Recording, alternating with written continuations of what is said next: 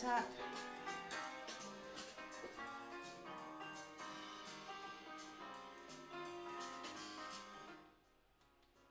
There you go.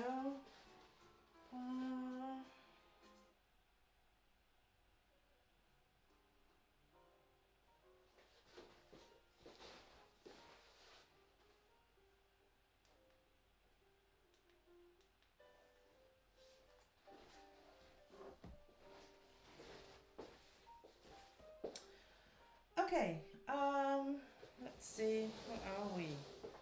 So, hello and welcome to Pia's Creative Corner. My name is Pia, and today we're gonna do, as we did yesterday, diamond painting as much as I possibly can, and if there's some time and energy left, I'm gonna do some cross stitch at the end. Yesterday I didn't. I kind of just went all the way.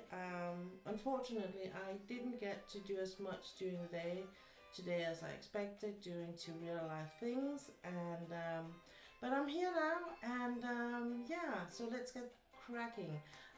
If you're new to my channel, welcome in. I hope you will have fun in here and be entertained these next couple of hours. I will be here at least for 3 hours and maybe for 4. So, hello heroes and diamonds, welcome in. Thanks for stopping by. Good to see you. Hope you're doing good today.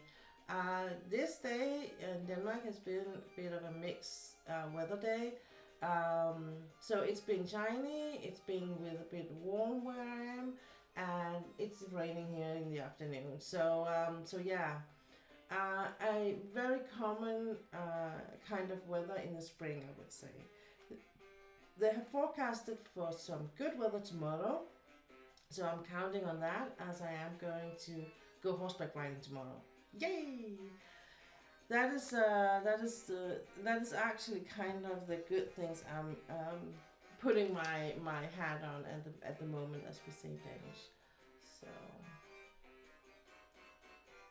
I'm just gonna adjust this. I'm gonna do as I did yesterday, and that is because I'm working on a really long line here, and I will be working the whole line. So just to be sure that you see what I do from a more overview perspective, I'm not gonna zoom in as much working on this piece. My stepson and his girlfriend is here, so if I do take a short break to say goodbye to them, just that's what's going on. But they were warned beforehand that I had my streaming today, so I didn't want to kind of let you down another Friday. So here I am, and I hope you will have a good time while you're here. As always, lurkers are more than welcome, and I'm gonna start diamond painting, and then I'm gonna just give a short, brief resume about who I am and what I do when I stream, just if anyone is watching this on a VOD or just stopping by, so you know a bit about who I am. I'm gonna give that over here. My usual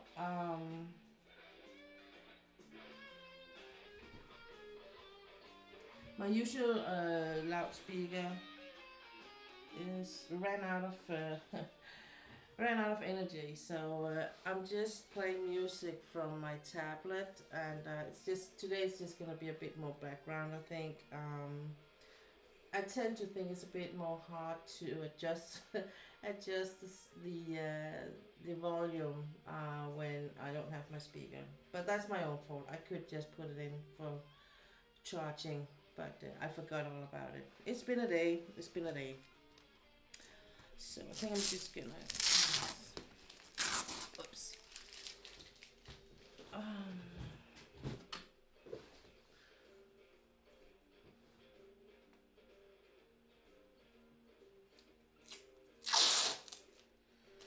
So my plan was yesterday, I wanted to finish this section, but as I said, I didn't get to do it. Hello, welcome in. Thanks for stopping by. Good to see you. And I'm happy to see you here today. Another day. Same day? No, no, different day. Same headlines. I was not gonna say what I usually say. Oh, so um, I think I'm gonna change my glue dots in this because I was working on this line earlier, and well, that's quite okay. You're not too late, Ula. You're never too late. It's just nice you're here, and real life is always before stream life or online life. That's for sure. I almost just finished eating myself because uh, my older stepson is here with his girlfriend, and so we did. Then you did. We'll be sitting and eating a bit longer, you know. So so I have glue dots in my single places, and I use this one. This one is I got as a gift from Steeler Chicky, who is a mod here on the channel, and she was very very kind to give it to me. So I appreciate that a lot.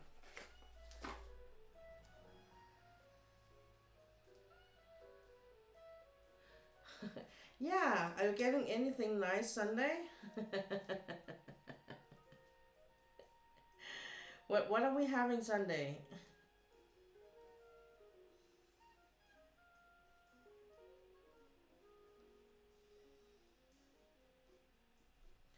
So I am in love with the glue dots, but I know that it's not everyone who's a fan of them.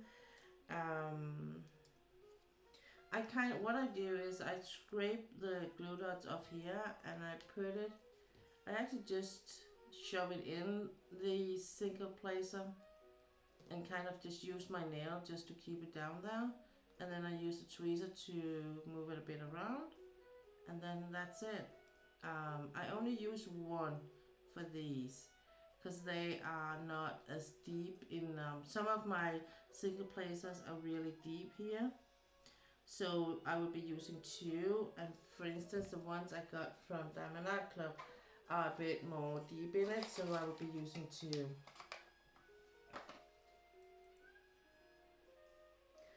I don't know yet, but depends on how much energy you have. Yeah.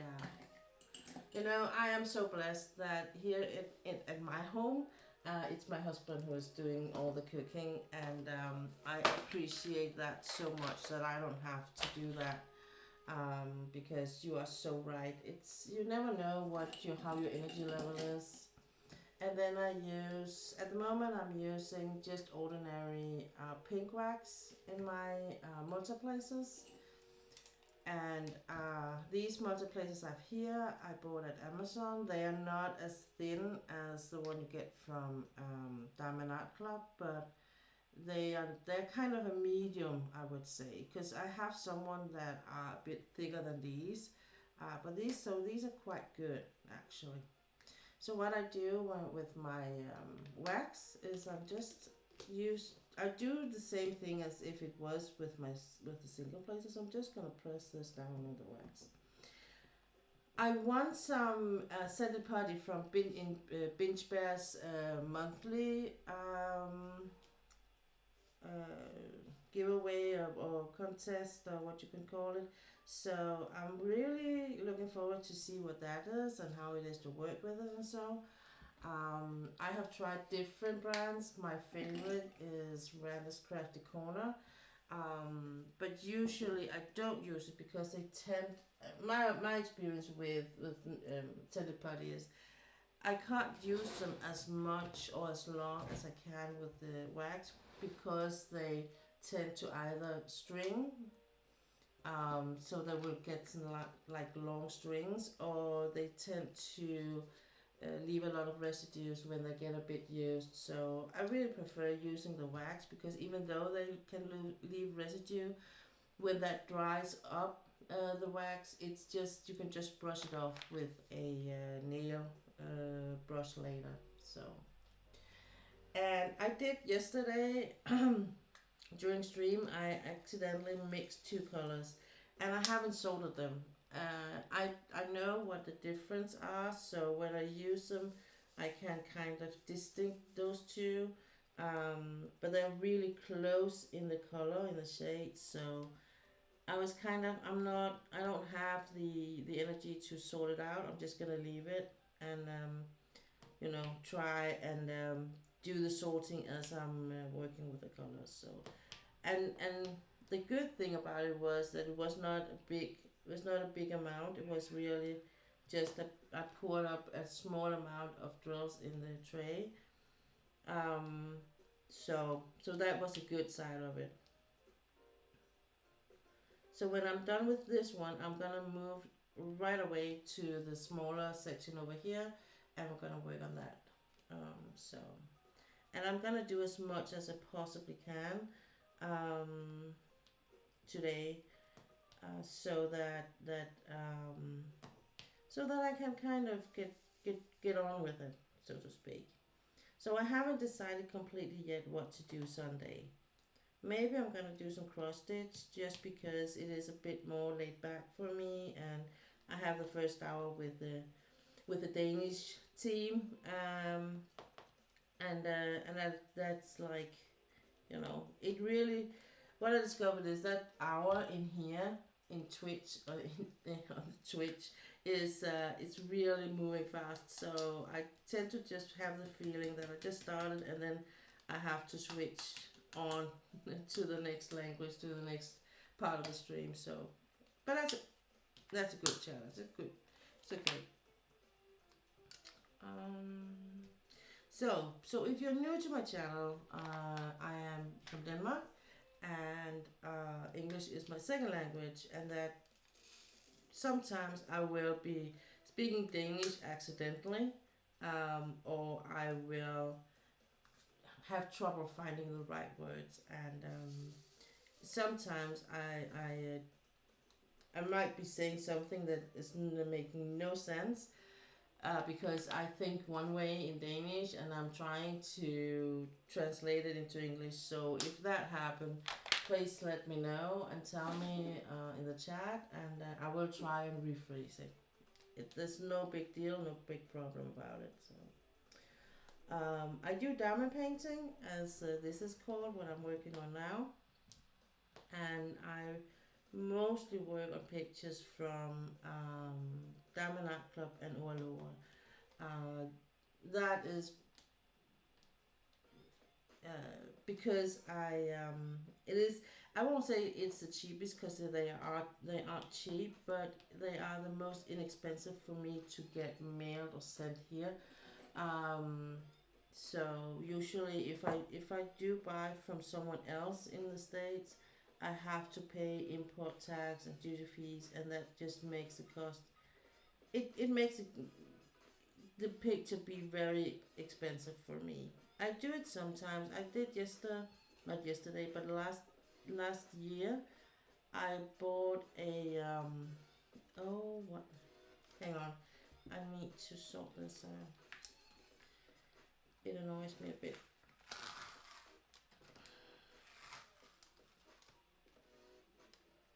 I have a big dog hair right in the smack of the middle of this, and sometimes I just ignore it, but it was just like in the middle of everything, and um, with the round drills you will sometimes see them. I will anyway. So, and because I haven't placed more than these drills, I can actually remove the mesh ruler and replace it.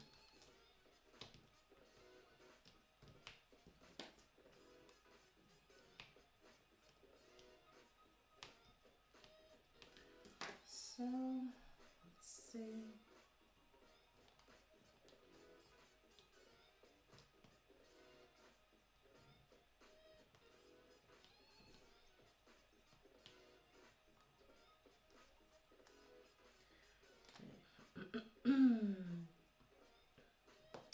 I do cross stitch, I am working on stamp cross stitch as it is a new thing to me. I do some coloring, dog coloring with color pencils, and have some drawings from a good friend. I color and just play around with the colors. Um, I don't do art or draw in per se. I am more like a color girl, I think. I do watercolors, but that's off stream. I have been thinking of doing it on stream, but I'm not comfortable enough with it yet. But it will happen one day. So yeah, that's what I mostly do in here. And then I just talk a lot, I think. Um, and what else? Oh yeah, I do some scratch board sometimes too, and I do knit and crochet. But I will say that the most I do is diamond painting and cross stitch. That's kind of the thing I have my focus on this year. I have been thinking of doing something else next year, but as I have a lot of pictures, I really want to finish a lot of those so my stash gets significantly smaller. Um, so that's kind of what I'm working on. At the same time, just I don't want to burn out on the diamond paint, so I'm trying to keep it simple and keep it, in a good vibe and don't stress about it. That's kind of my challenge because I wanna make sure that you're not bored or you don't feel it tedious what I'm doing. So I kind of just went, go from one to the next in matter of weeks. And with the size I work on, it's not always happening that way. And I kind of just have have decided I wanna turn the pace down, so I'm not working as fast as I usually did. I used to work really fast on these pictures, but it was not like I felt it was fast. It was just how I was sucked into the diamond painting universe and forgot all about time and stuff like that. Um, and that's how it is for me for with the cross stitch. Diamond painting is more like a. I still I still need to be focused. So if I'm too tired, I will, as I did yesterday, mix colors, for instance, or I'm gonna drop something on the floor and stuff like that. Then I know it's time for me to find my bed. so, but other than that, I'm fine. I'm fine. So yeah. So welcome in, and hope you will enjoy your time here. And whether you're here for the whole stream or just for a couple of minutes, you are more than welcome to stay as long as you want to. Um, I don't have ads in here, and that is it's a choice. It's always a choice, but it's because I am on a special contract, so I can't have an income besides what I do for living, for my work. So that's kind of why, and sometimes I get a bit annoyed about it because when money is tight, it would have been nice to have this like a backup income, or like, okay, I could use this for savings or something, but it is what it is. You can't always get everything, you know. So I got my feet done today, and that was amazing. I'm going back to see her in 14 days. She's gonna do an evaluation of my feet, and that will decide how much I'm gonna pay in the future for getting my feet done. It's like I get about 4 treatments, I think. Yeah, 4 treatments, and they will over a year, and then you get a year checkup, and yeah. So, and then the rest of the year I'm gonna pay the ordinary price. But it's, as we said, it's 4 times when you get it to a less significant less price. So that is quite okay. Unfortunately, I can't just. Um, I have to get my feet done every 5 week because otherwise I get too much what ingrown nails, I think they're called,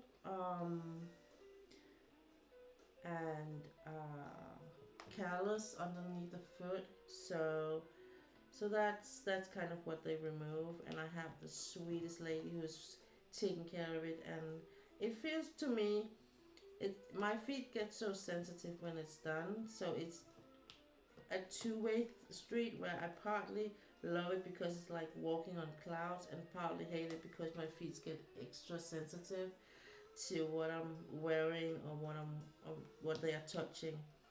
I have sensory dysfunction in my feet as a aftermath of the back operations I've been through, unfortunately. Hmm.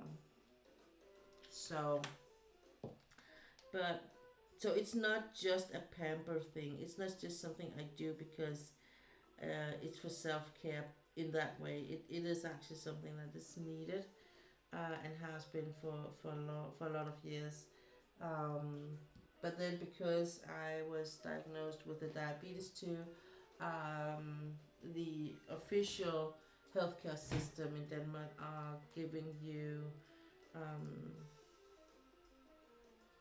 are giving money to the treatment, and that is what they're doing 4 times. I get 4 treatments a year, and as you said, because it is the kind of the lowest graduation, and she knows my feet, so she knows it kind of already, but she needs to, it needs to be official the way she is looking through my feet and all the tests she's gonna do and all that. But she says that in a way it's a good thing because that means that my feet are not that bad off. So but it's nice to know that there can always be, you know, I can, if they get worse or get affected by the diabetes, I can get a, they will graduate up, upgraded.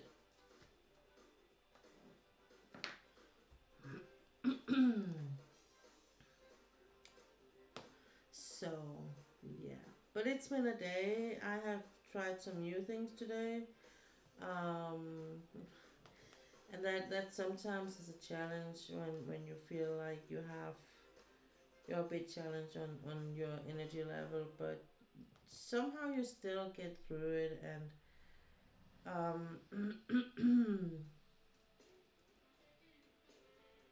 and you just have to fight your way through it sometimes, I think. um, I don't know what has happened or why. Sometimes I think why I need to, why is it my life is gonna be filled with so many challenges, or what is it I'm gonna learn from all the things kind of happening in my life. Um, we just got the answer from the union today, and it was like they can't do anything. They don't want to go to court because they don't think that's the case. And so yeah, that was kind of a blow to the guts. And she was like, she get why it affected my husband and why he got sad and everything, but there was nothing she could do. And of course that affects me to see him sad and like beaten. So we're gonna use the weekend to kind of find the feet again and figure out a plan B for what to do. But it was absolutely not what we have expected, I was so sure we were gonna get out of this victorious, and we didn't. Not in the first round here, so we have to figure out a way to keep fighting, unfortunately. Um, but yeah, so it's a challenge, unfortunately.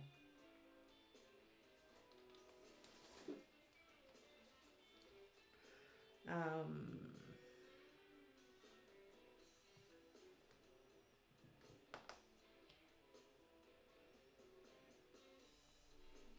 it has been my day off and it's been good. Um,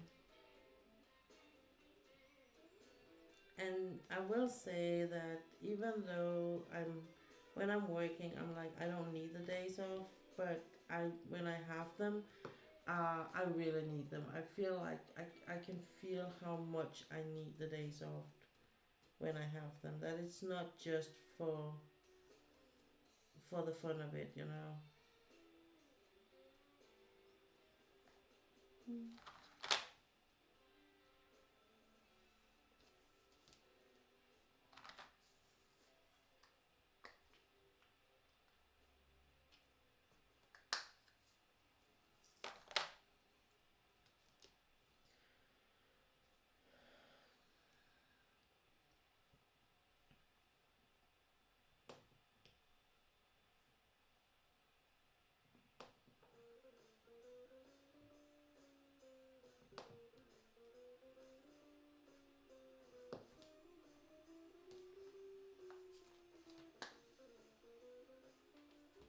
But I would say this today makes sometimes it makes you feel like you really feel like you're fighting. It's just not one long fight against a power that is apparently much bigger than you, and it's like I get why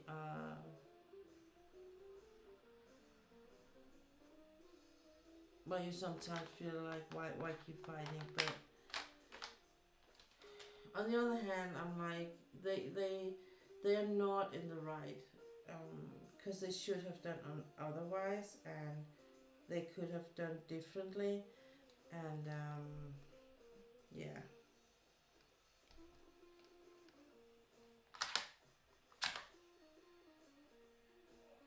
I don't like when when people think they can act as they want to just because they have a certain position in a company. I really don't like that. But on the other hand, I also need to respect if my husband just want to leave it there and be like, I just want to move on. I'm not going to force him to fight for something that he's not believing in. So, but on the other hand, I'm like, today I think he just need to, you know, be with his son and daughter-in-law and you know, kind of just let life be life, and then we will figure out what to do. We have about 10 days. He has about 10 days to like react on the decision and decide what to do. And then they will close the case. And I said 10 days to do what? And it was 10 days to give, to come with other things or new evidence or things to the case. I'm like, but what kind of things is they want? And that he didn't know. And I'm like, okay, I'm not going to go in deeper into that. I'm just gonna leave it, and we're gonna take that on a different day. Oh, I need something to drink.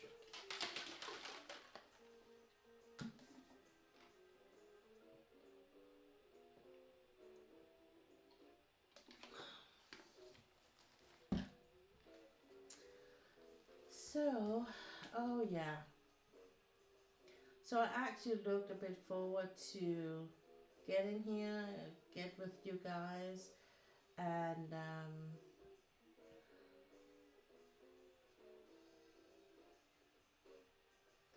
just do some diamond painting, craft around a bit, see who's stopping by, and have a chit chat with whoever is ready to talk, and just yeah, do some crafting, I think, and just leave everything out in the front. And I can't, I know that. I'm still gonna talk about things and stuff, and but you know what I mean. So almost I was like, okay, how can I earn some money? So I can, if we can't get the money from them to pay up for what they did against my husband, so how can I get some quick money? I was like, I can't. I don't have. Unfortunately, I don't have the body for that. And it's not. I'm not like talking that kind of strange change, but it was more like you. I used to give treatments for with hot and cold stone treatments, and so I back in the days I would have that to do besides working, and that has a lot as a extra income and have that as a fallback. But I don't have that today, and it is what it is.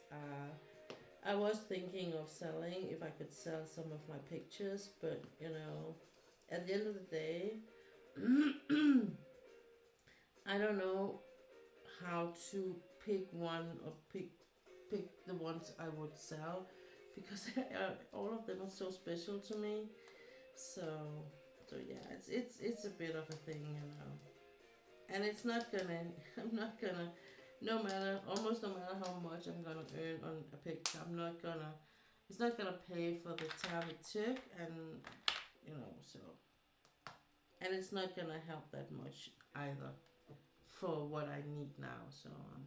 So we have been in contact with the bank and different other places to get some financial help, just to get through this next couple of months until my husband kind of landing his job and get his first good paycheck and all that.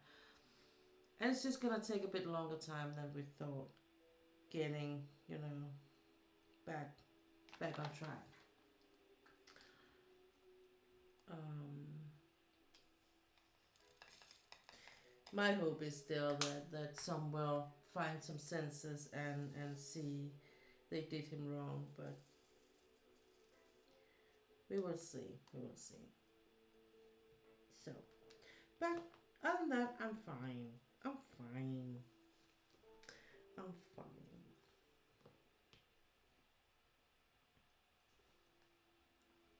I was watching a Dr. Phil.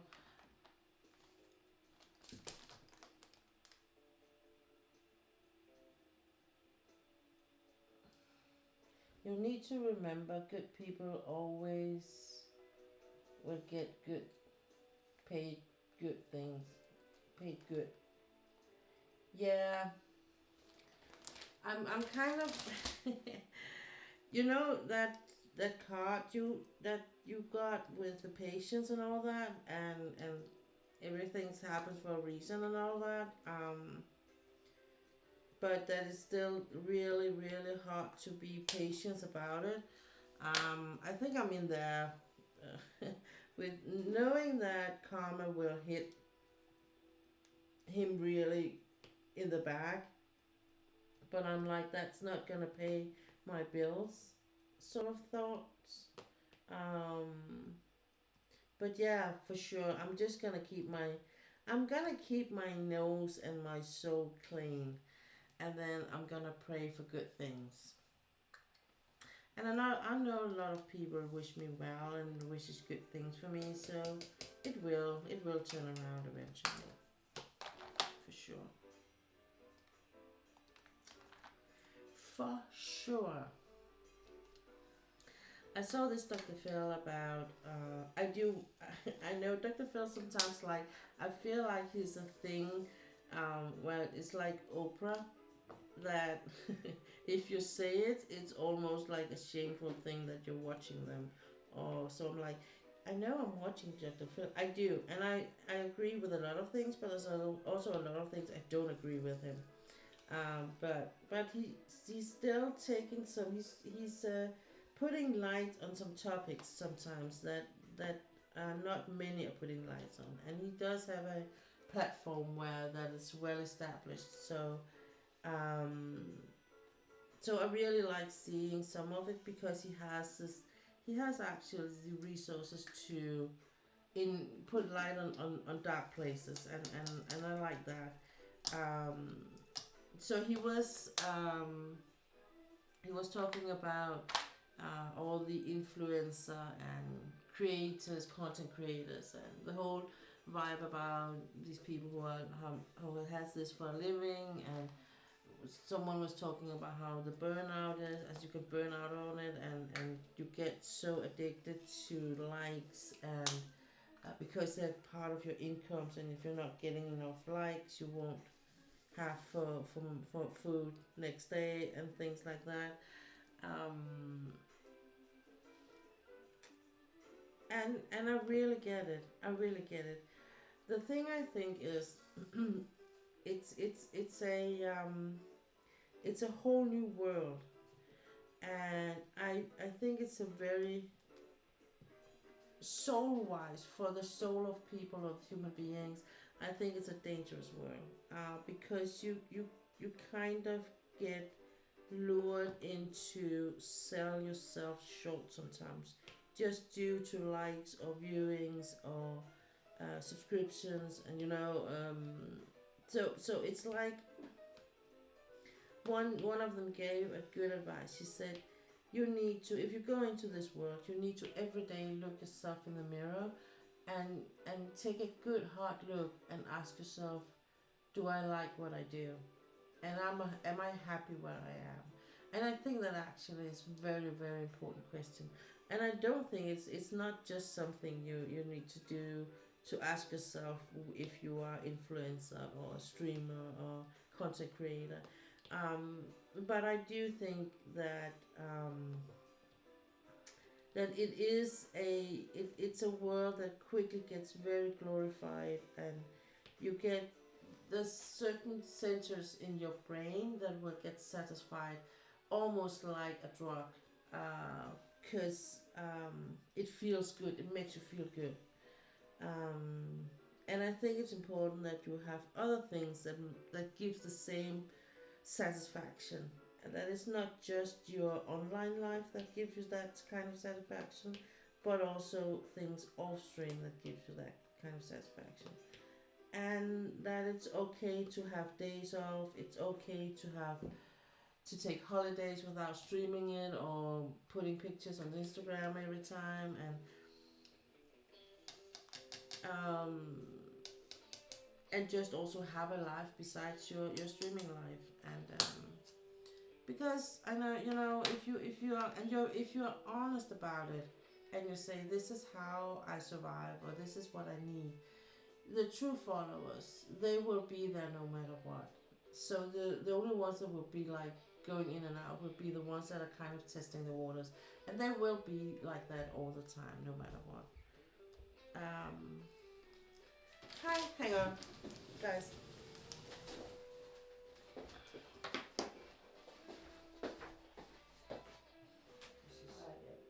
Får vi se med oss? Ja. Ses. Hej, hej.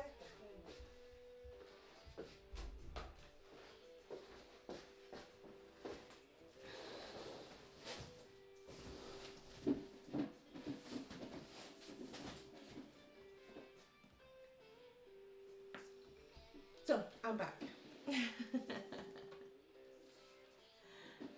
So yeah. Let's see, where were we? Oh, no. Um, so it's just saying that I think I do get why people get intrigued by it and caught up in it, and I'm not saying not to do it, because I think that you can really, you if you're good and you put a lot of effort in it, you will create a platform where you can touch a lot of people's life. But it's also a very vulnerable situation, because you're placing yourself in the spotlight. So if you do something wrong, the payment will arise immediately. So there's, you need, in my opinion, you need to form a life that is also besides, the streaming life. So not all or the online life. Um,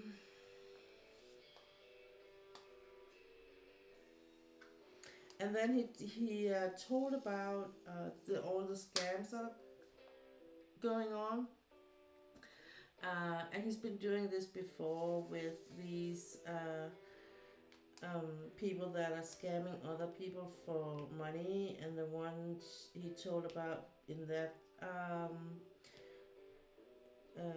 I was watching, the episode I was watching, it was a girl who thought she was having an affair, or not even an affair, but having a relationship with a known person, and but she's never talked to him, and she's only talked to what should be a manager or something, and she sent him a good amount of money, she thought, and she thought she was engaged or something in that area. Um, but then Dr. Phil, he had actually been in touch with that person. Hey Tessa, welcome in. Thanks for stopping by. Good to see you. Welcome back. Hope you're doing well today.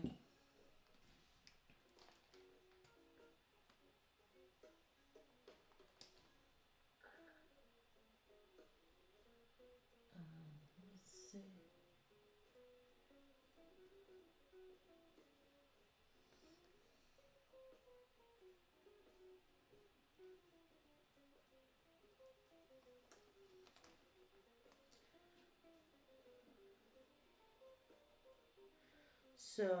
So he had been in contact with the manager, and the manager could kind of confirm that she had never talked to that girl or that woman, and they also got in touch with the famous person, or the no, I don't know who he is, but he's a rapper, I think he was.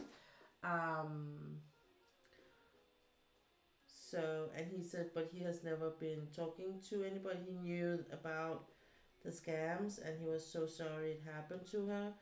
And he said, just know that I would never ask for money. No person would ask for money.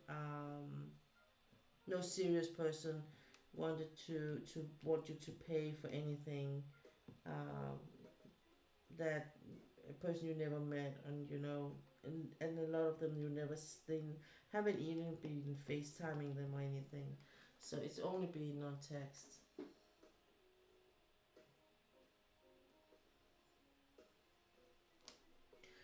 I'm okay. I'm okay. I'm here. It's been a day, but it is what it is.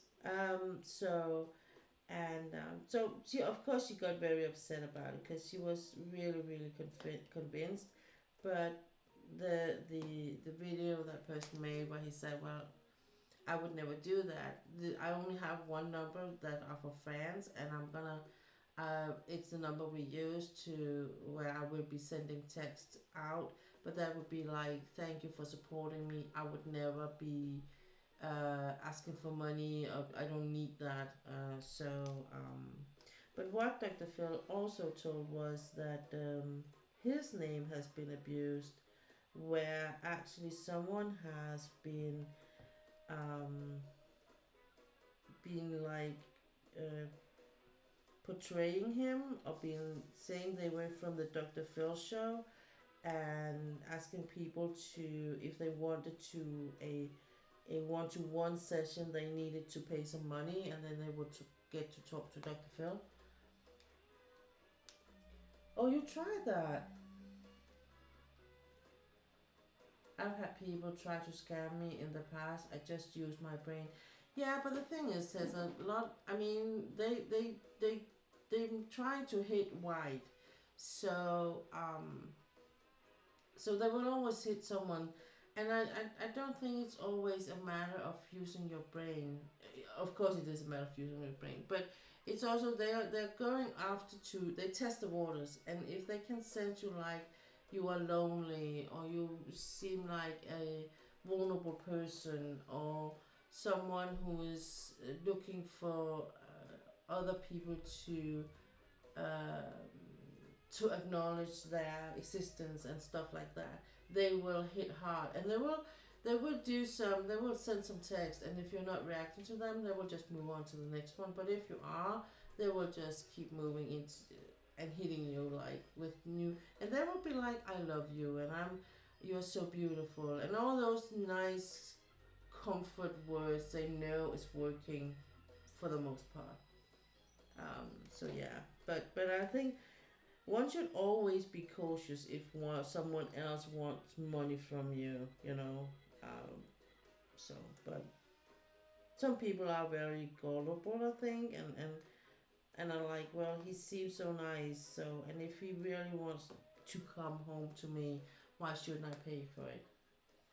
Yes, I'm not trying to say it's the victim's fault. It's just something that shouldn't be go.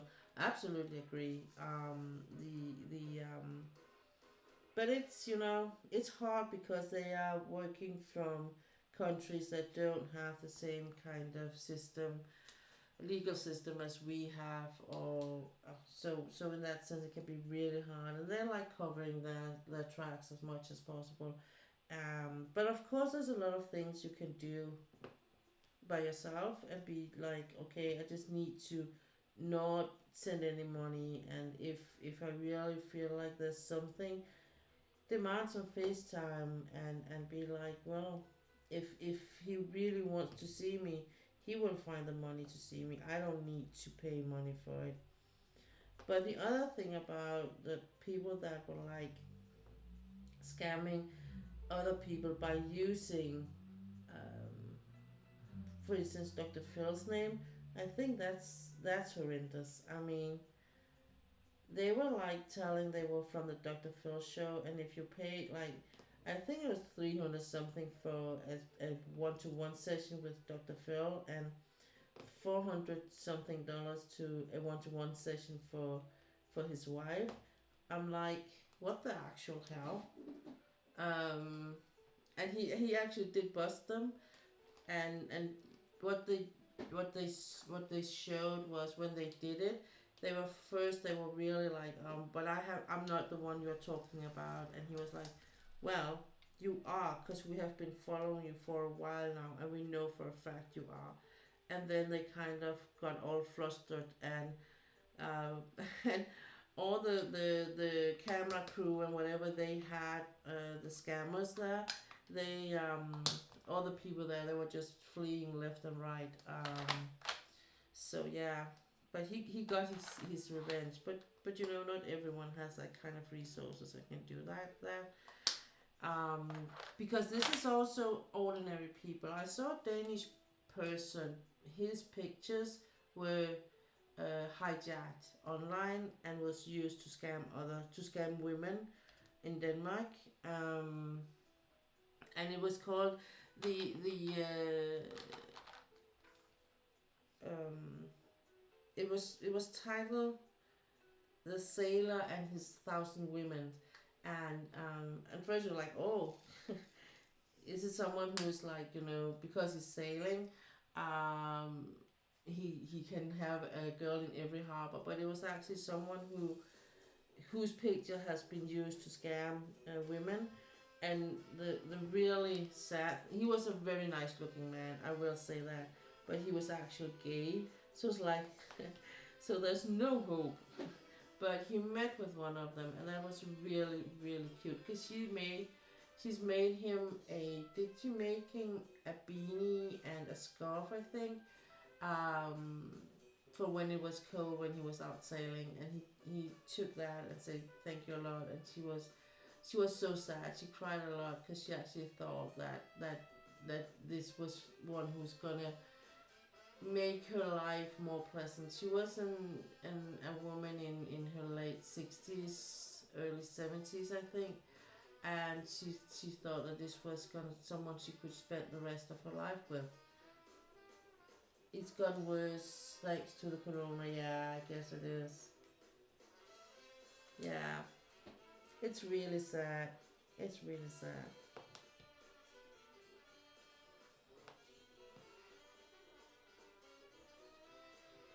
And I mean, it's not, and for me, when I think about it, it's not just, it's one, the money is one thing, but they are actually destroying emotional lives when they do it, because these women believe 100, 200% that they actually have a relationship to this person, and then when it shows they don't, that it's not real, they get so sad.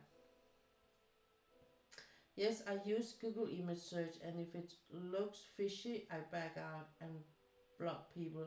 Yeah, I've had a scammer use a gay man's picture from Instagram, and the pictures I found on Instagram tell me the truth. Yeah, yeah, it's a mess. It's a mess. But um, that is one of the best thing is actually to do some research self if you get contacted or you're on a dating site or whatever. Do some research, find out if it's also is it a fake or is it a true profile, you know, because if it's a fake they will have like 2 followers or so, but if it's a true one they will have at least 20 or so, you know, so it's not like only you and one other person that's like connected to that. But I also believe that sometimes you see what you want to see, you know, unfortunately. And people are more, I think, and this I don't think is just the corona. I think it's absolutely, I would agree that it got worse during and after the corona, but people today are more lonely. We tend to isolate more because people are more, they tend to be like, I have enough in my life. I don't want to get involved in another person's life in that matter, you know. Yeah, it's just sad that it's done and hurt people. Yeah, absolutely. I mean, as I said, money is one thing. That's what that is, and sometimes it's so bad that people like take loans and stuff like that, or they have to sell the house or take another mortgage out on the house and stuff like that. But the emotional part of it, being portrayed like that, being stabbed in the back, feel like someone really intentionally will hurt you and do you wrong is is heartbreaking. I really feel it's heartbreaking.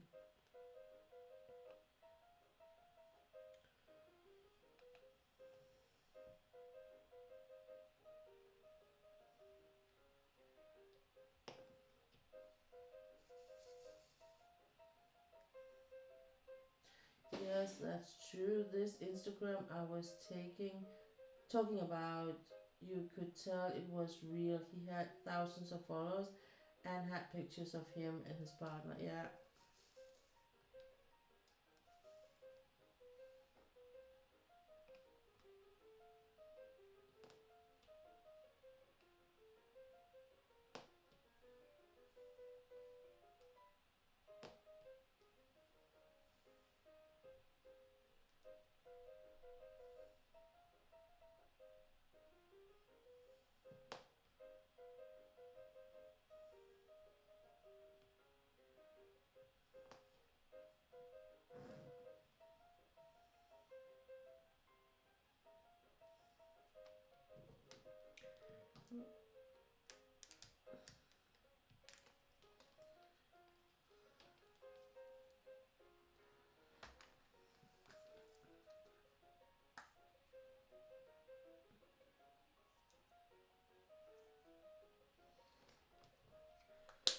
So, what are you up to this weekend? Anyone gonna do something, anything exciting or new, or it's just gonna be a chill weekend?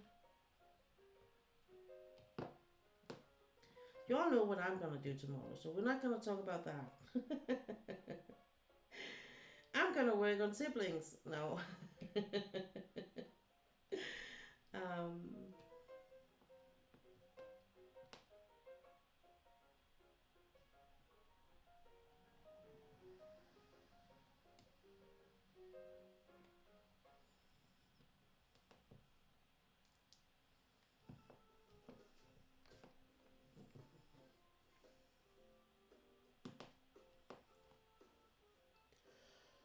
ooh, oh, excuse me.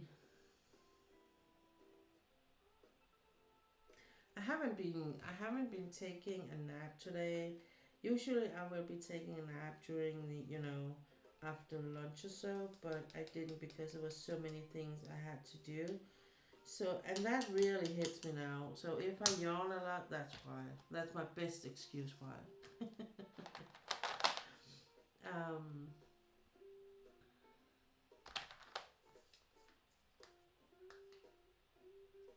On the other hand, I'm not going. If I didn't stream, I wouldn't go to bed or anything. I would just stay up and do things. So it's quite okay up here.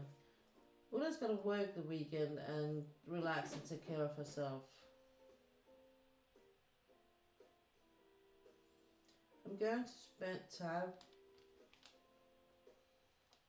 with my mom and nephew early in the.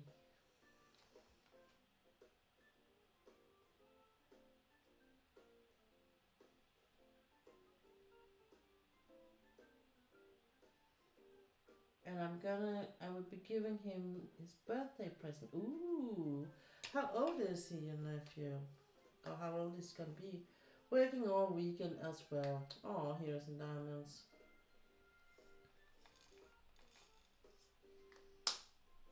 Hopefully you will see Hey, Killer Panda, welcome in. Thanks for stopping by. Welcome back. I'm here. I'm here. Let's just say that. Then we haven't said too much. But how are you doing and what are you up to today?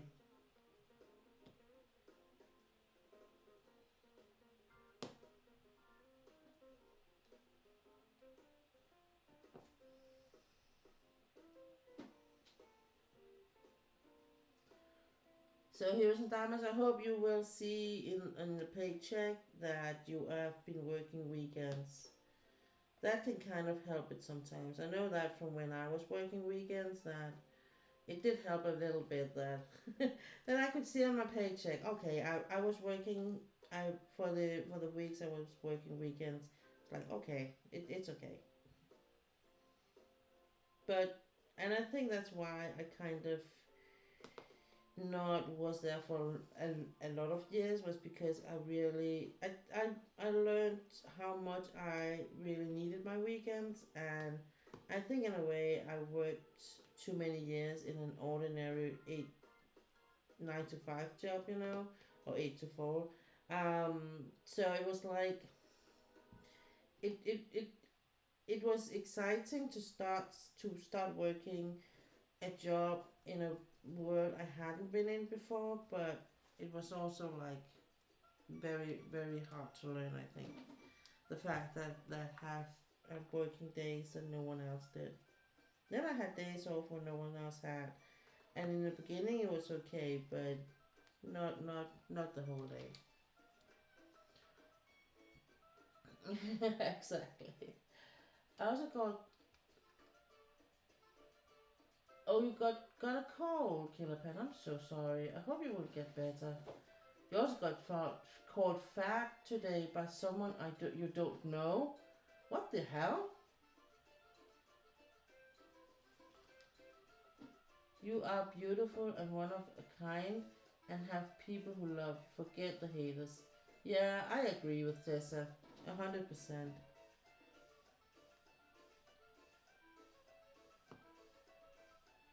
Did they just walk straight up to you and call you fat or what?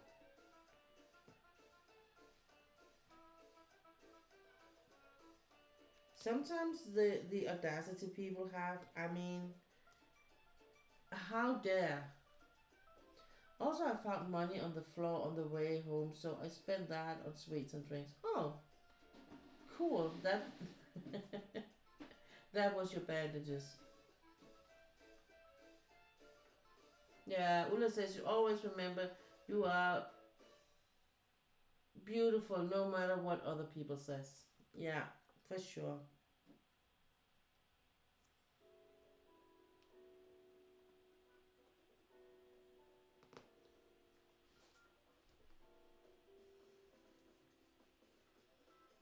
Oh yeah, he come started talking about my puppy, and then looked at me, said, "Well, you're fat." Oh my god. The haters are jealous of you. Don't give them the time of the day by letting them get you down. No, I agree.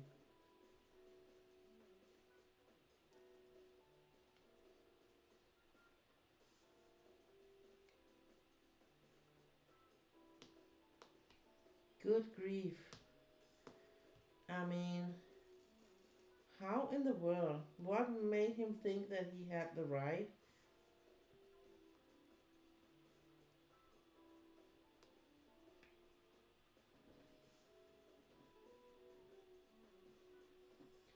what? How dare you come over talking about my pup and then calling me fat? What? I just walked away after he said that.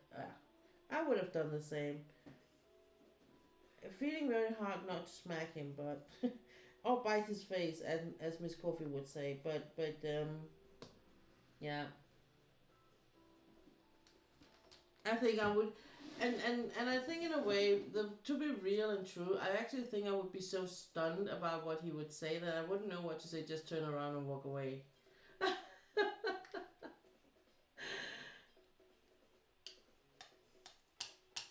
I would probably like looking at him like falling down on the moon, be like, "What?"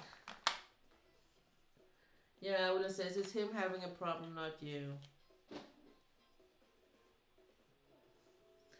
Tessa, you're welcome, friend. I have very little to no self-esteem, but I am happy with how I am, and I figure if people don't like how I look, don't look. Yeah, agree. But yeah, I've been feeling great about my weight loss lately, as I've lost a bit. I was 82 kilos, and I'm now 70 with a thyroid problem. You're not fat, killer panda. I mean, what the hell? What should I say? I weigh much more than that.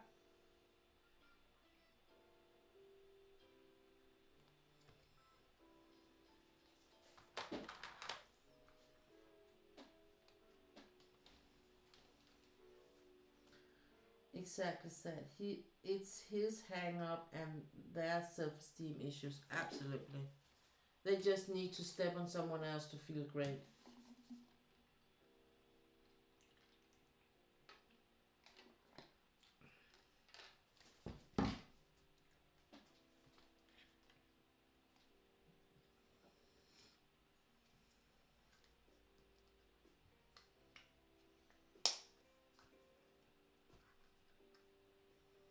But it amazes me how people how entitled people can feel like it's okay to say to another person.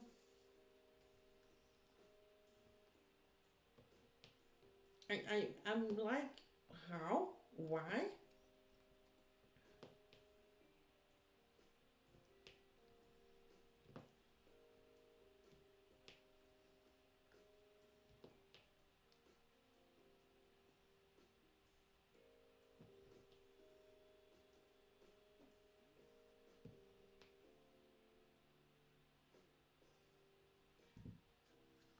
The thyroid problem is the one where you gain weight quicker than a normal person. Yeah, I know, Killer Panda. Well, some does. I also know a girl who has a thyroid problem, hyperactive thyroid, that she can't put on weight, so she has a really big issue about that. But I know about that, the thyroid problems. That's no fun. That is not fun. Um, mm, mm. Ula says you are not by any chance heavy or fat. I weigh much more than you do, and as long as you are okay in your body, you just leave the other ones. Yeah, just don't care about what other people think. Um, yeah, right, Tessa. But I have medicine for it now, so losing weight I guess was easier because of the medicine. Well, that's a good thing, Killer. I'm happy that the medicine worked for you. I was gonna say you have a medical reason. People don't consider that words dangerous words can kill. Yeah.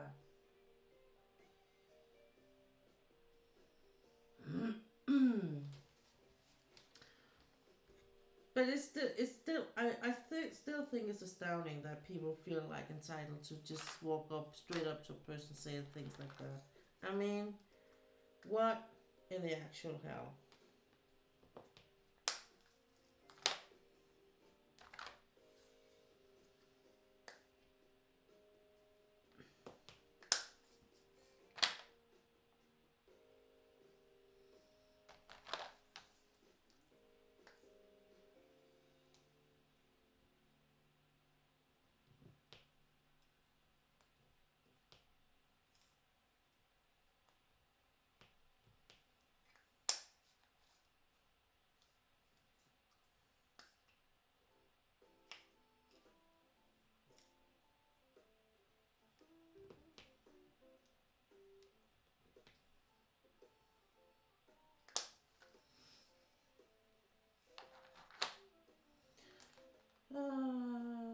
Yeah, I understand that, but my doctor asked to lose some weight because it will help with my stomach.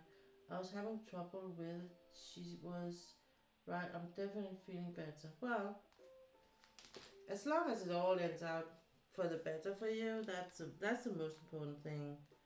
Um,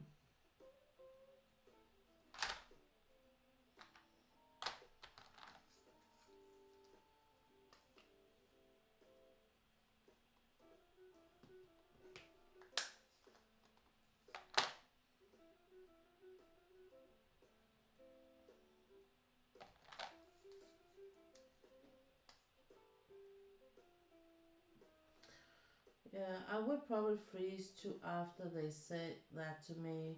But a good comeback could be, I'm so sorry for you that you have to take it out on me. You need to deal with your tiny manhood issues. Yeah, there's always the thing you would love to have said when you when you finally get your wit, Um, but to be honest, I would probably be so stunned and surprised that I wouldn't be able to say anything until way later. Be like, oh, I should have said. Damn, why didn't I? So yeah.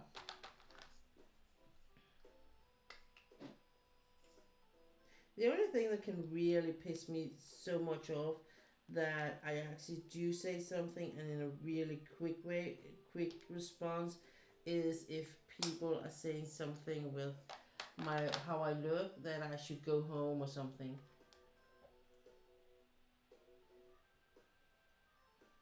Uh yeah. Can't you see what the other ones are writing to you, Ola? Mm.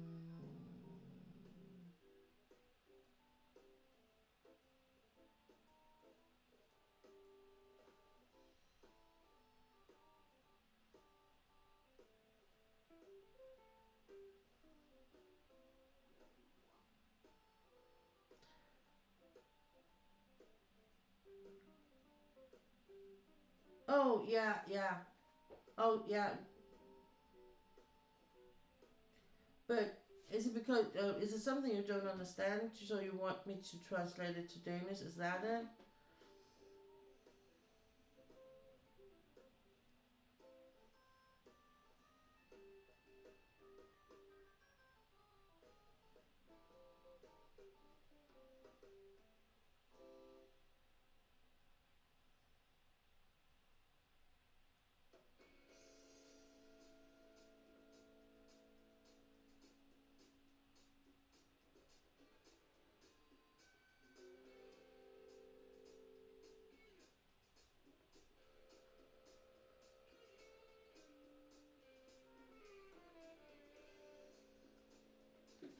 Um. So what? I'm not sure what you want me to help you with, Ola. That's probably why I'm hesitating a bit. Um. Because you do get what we talk about, but you don't get what they write to you.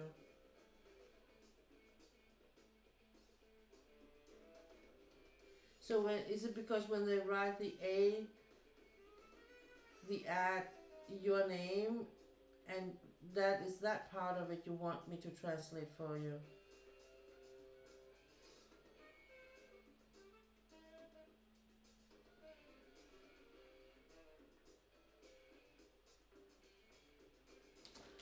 Oh, hang on. Uh,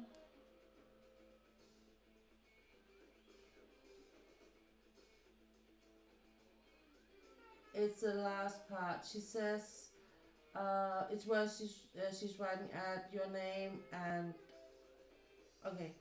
Det hun skriver, det er, at hun siger, det forstår hun godt, men hendes doktor har sagt, at hun skulle tabe sig, fordi at et vægttab fordi hun havde problemer med sin mave, og et vægttab ville gøre, at det ville blive bedre.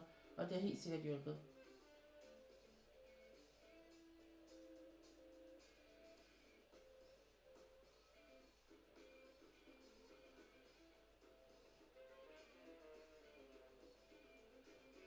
was I think that was it. And for you that, yeah, Ulla says thanks and sorry. For you that don't know, but Ulla is dyslexic, and with the long with the long sections in English, it's just going too fast. She can't read that fast. So she understands what I say, but she's not able to read it so fast and translate it in her head. So that's why I translate the long paragraphs. That if you write a long section for her, I would be translating, because it's, then because she's like, she can see her, she's mentioned, and then everything is moving too fast for her, and it's not done by I'm making it a slow chat, cause you know it's not moving that fast, the chat, it's just her trouble. Oh, don't, Tessa, don't. My doctor, I saw her the other week. She weighed me, congested me on the way. Lost. Then I mentioned about being down and overeating. She now emailed me someone for me to talk about my depression. Oh, well, yeah, she's actually listening to you. Yeah, that is good, Kayla. You're getting help. That's the most important thing.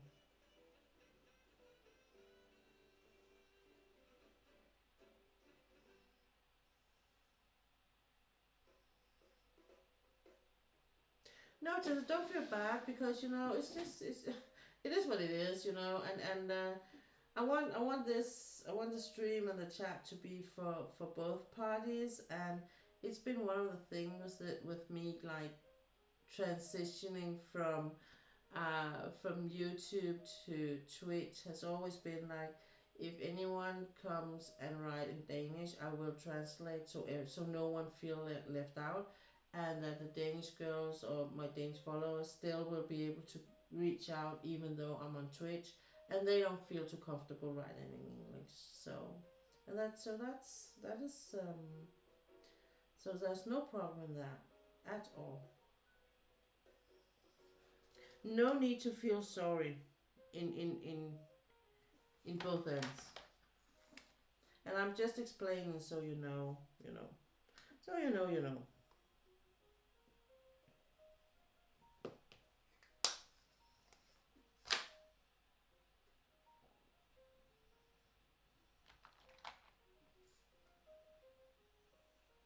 Yeah, Ulla says don't need to be sad, because she's actually doing quite good.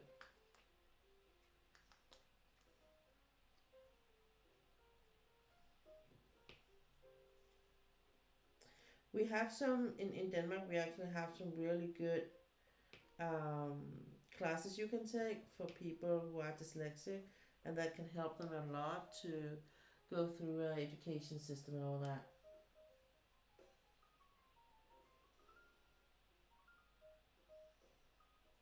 Oh, she is, Tessa. Hello, Gina. Welcome in. Thanks for stopping by. How are you today?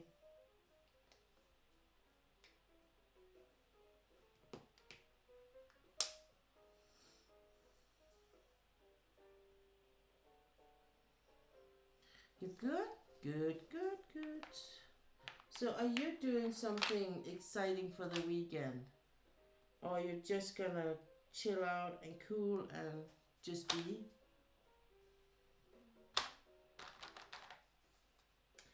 No, I'm gonna take this.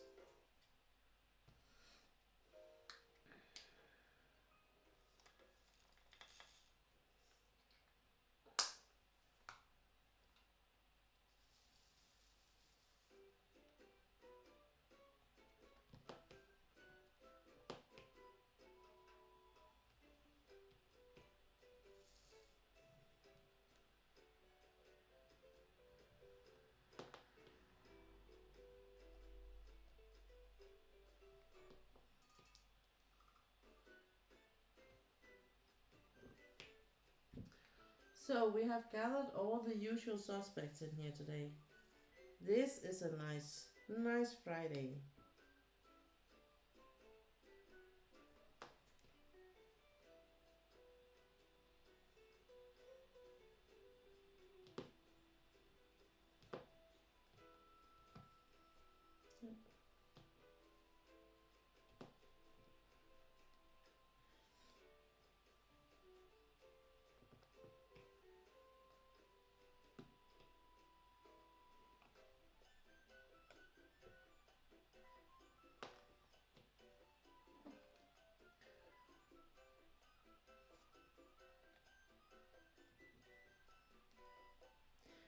I'm okay. I'm okay.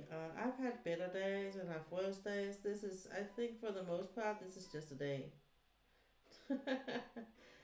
Different days, same same shit. You know, I think that's the vibe today. I'm not like sad, and I am a little bit sad, but it's more like the real life is not always as easy as you could wish for. But we all know that. So so I thought, why not just pop in here and see hi to all you guys and see who's stopping by, and yeah.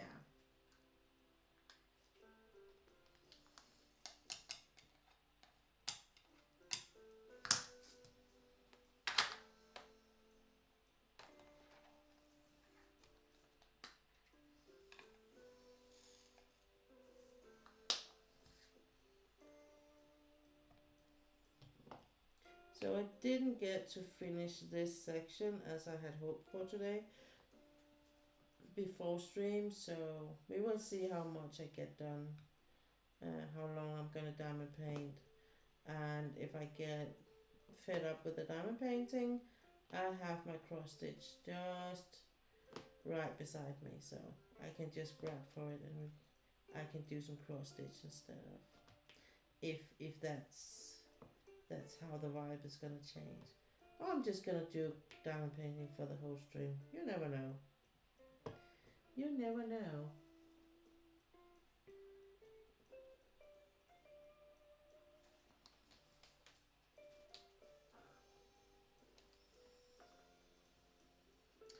See what is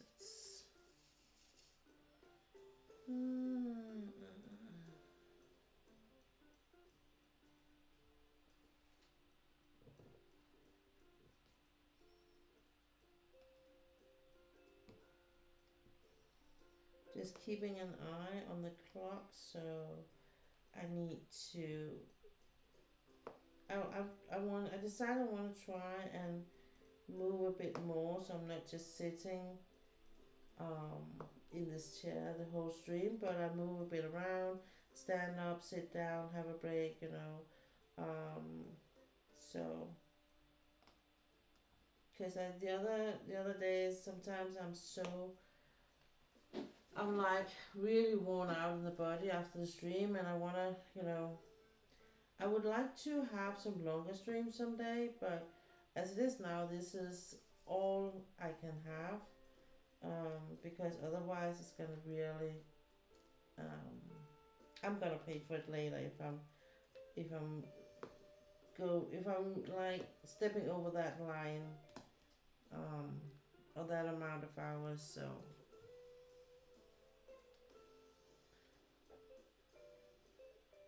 you're gonna organize your cross stitch floss. Ooh, I like organizing.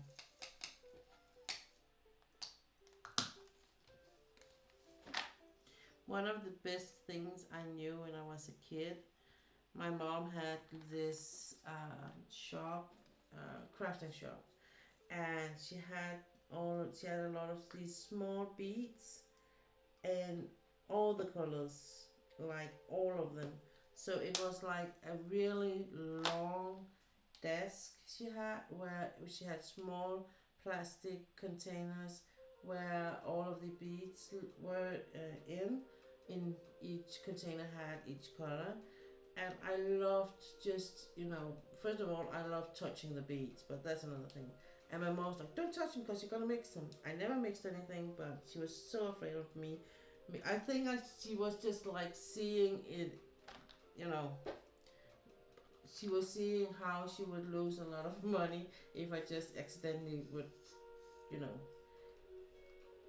tip them to the floor and they were being mixed all the colors. So, but I really was captivated by this long disc with all these containers, and they were really like standing neck to neck or shoulder to shoulder, with all the colors in. So yeah, she loved organizing too, my mom, and I think I have that from her.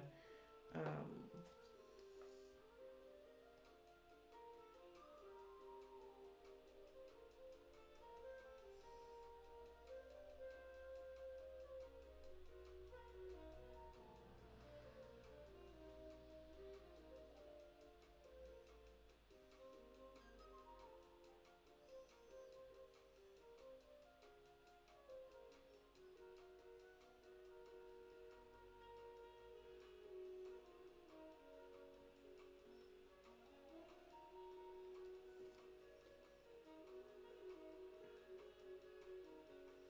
and I think that's one of the reasons why I love doing the kitting up and even the kitting down thing, both the preparing and the like closure. That's I really like, and that's the part of the organizing thing, I think.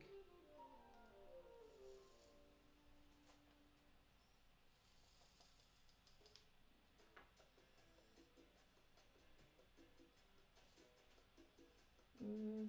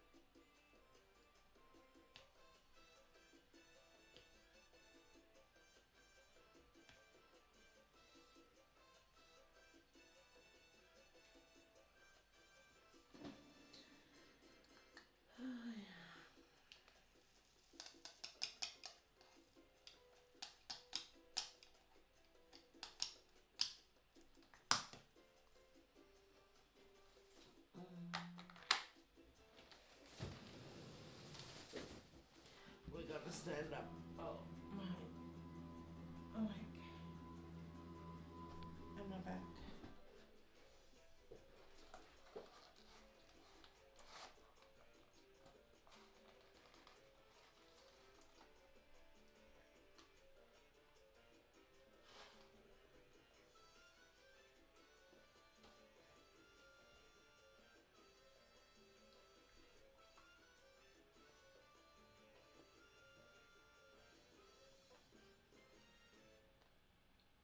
You ordered a bunch of extra floss. Oh, that is cool.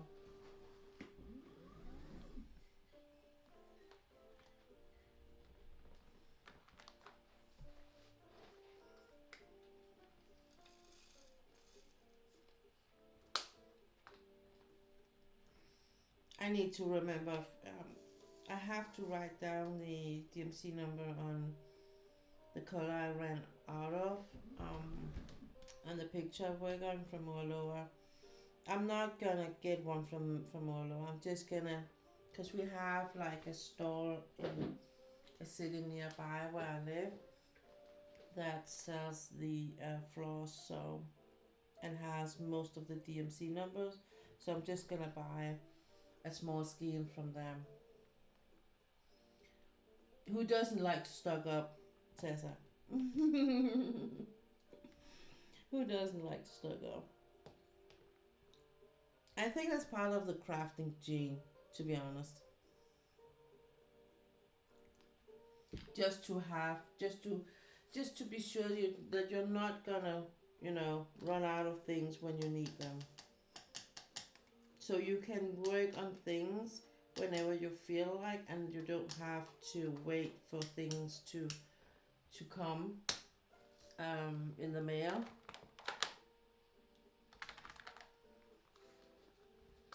Very true.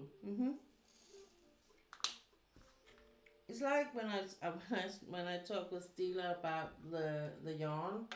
You know, you can't have too much yarn. That's not gonna happen in her world. So who can say no to a good sale? I mean,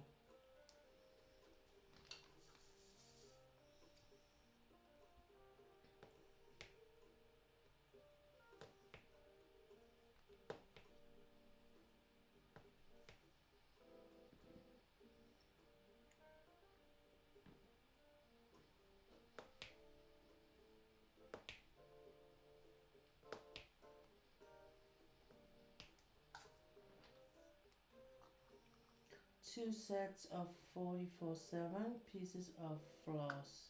Hmm. I spent about $60 on Amazon for that. Oh, that's not bad. That's a good deal. I think, to be honest, I think it's a good idea to, with these things, to buy whenever you can.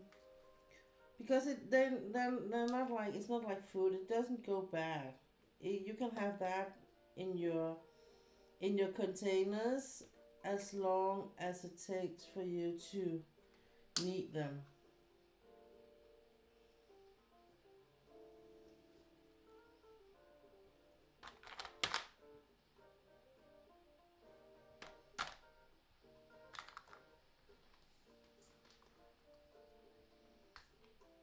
And who knows if you have $60 tomorrow, like in that kind of vibe, I think. So that's what, anyway, how I do it. Sometimes, like, well, I have the money now,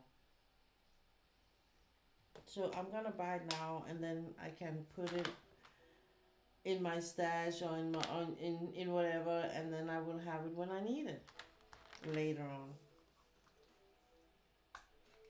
Yeah, I sorted them in the shape they came in, but I'm putting them on cardboard bobbins. Oh yeah, good idea.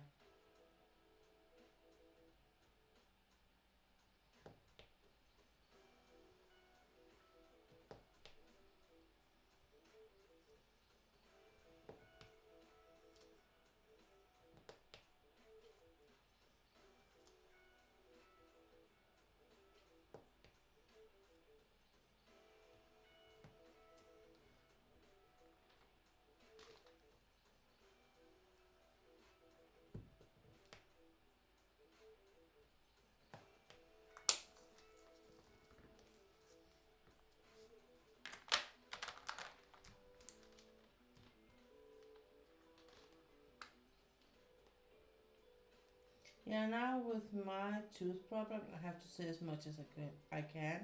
So good thing I stocked up. Exactly. That's what I mean.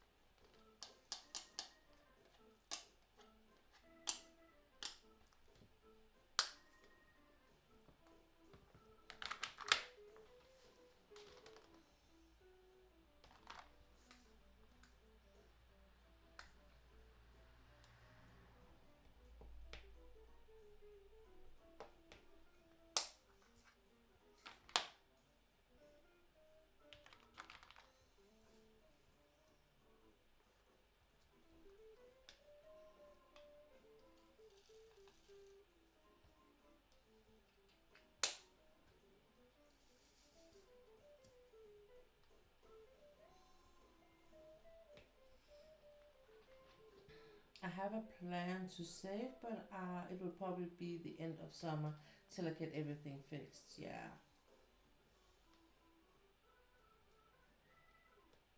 Getting your tooth fixed is very expensive. It is in Denmark too. So,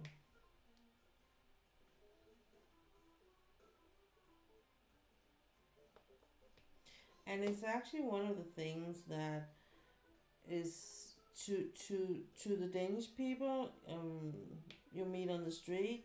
If you ask them whether they think the dentist should be part of the official healthcare system, they will all say yes because everything else is for free. It's paid over the bill, tax bill.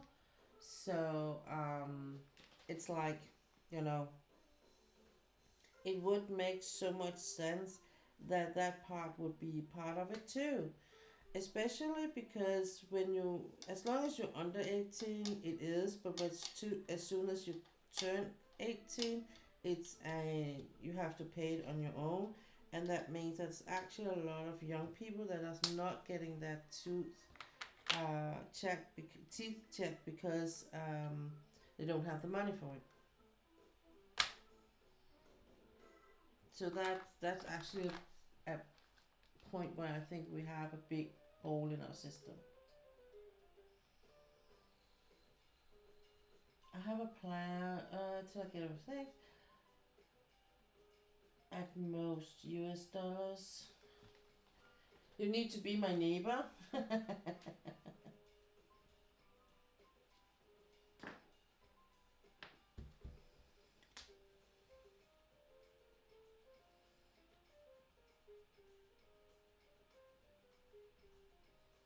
Let's see. I'm gonna see how much that is in Danish money.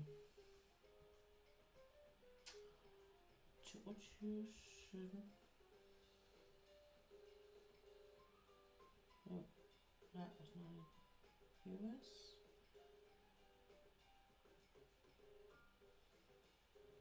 And that for one tooth, or for that was for one tooth.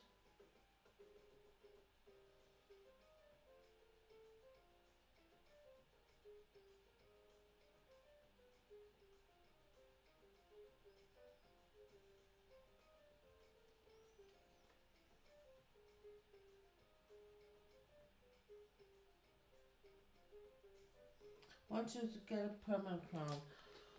Uh, I'm trying to remember because I got crowns on my back molars. Um,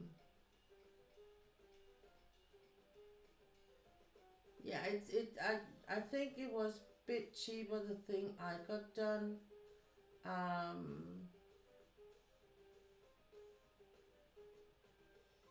but that's also a long time ago. So it is a bit more expensive in that for that part of it than it would cost me to get a crown in Denmark. But um, yeah, it is a bit more expensive, but not by much. Not by much. The thing is, hey Stila, welcome in. Thank you for stopping by. You're late. Yeah, but you're here. Yes, you are. And we are happy you're here.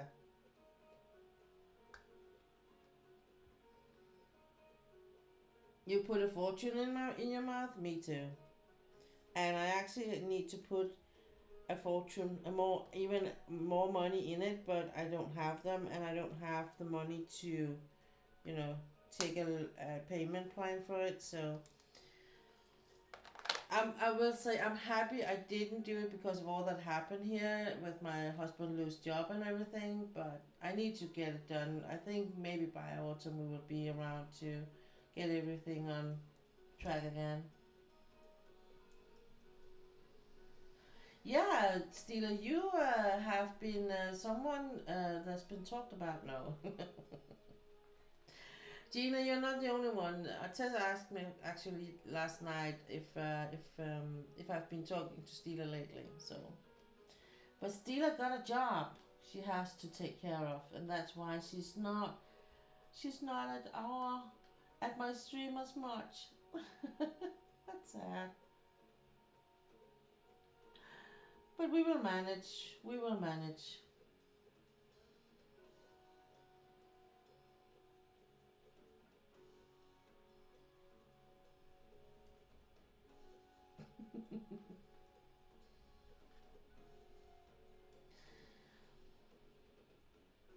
Of course, it was all good, Stila. We would never talk bad about you. Not behind your back, anyway.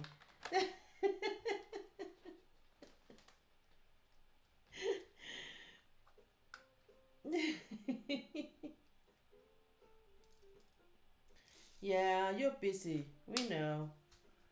I know at least.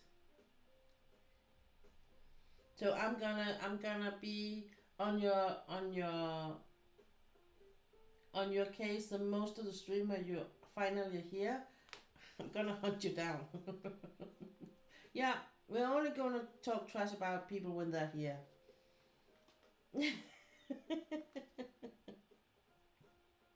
That is true.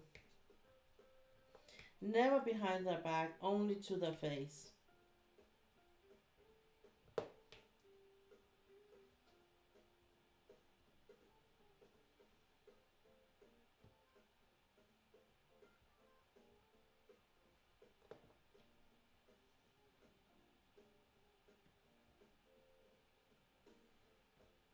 But we were talking about you, Stila. We were talking, lurking a lot lately in most streams. Yeah, I know you do.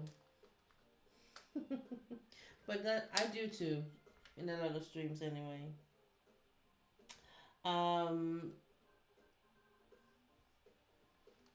we were just talking about because Tessa bought some floss. She stocked up on floss, and I was like, yeah, that's like Stila. You can never have too much yarn.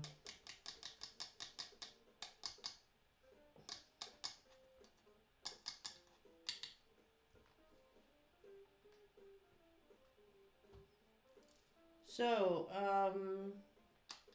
have you been to work today? Or are you early off or something? No such thing as too much yarn. No, we know that.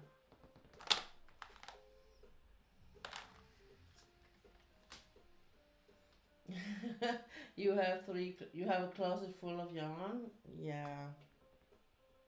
Well, as I say, crafting things like that don't grow bad. They can last a long time. They will be there when you're ready for them.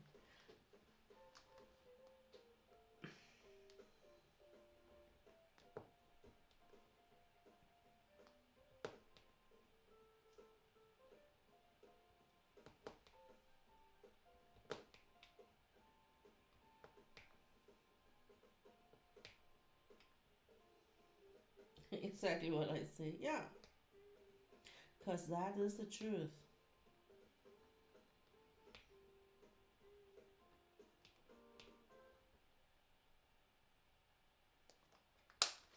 That is the truth. Truth. Not today, but had to get some paperwork done. We got approved for home and land. Ooh, nice, Stila. Looking forward to see some pictures of that.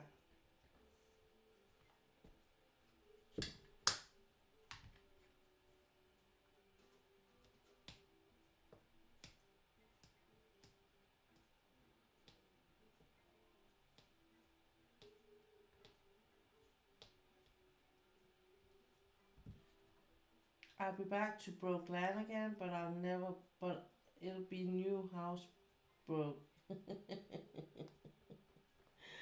Yeah.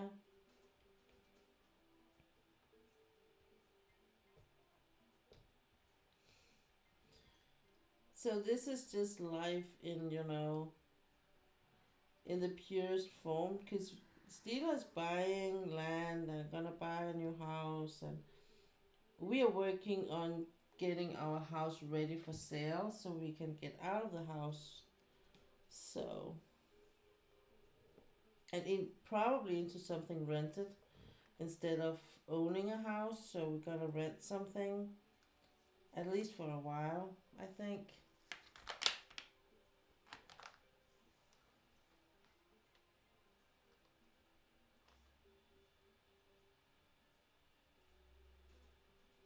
But it's still good news. Yeah, it is, Tessa. Celebrating friends, good news. Morningstar, never thought I'd be able to get to that stage. Well, like I say, no one knows the future. No one knows tomorrow, at least. So we can all have different plans on how and what, but at the end of the day, we never know.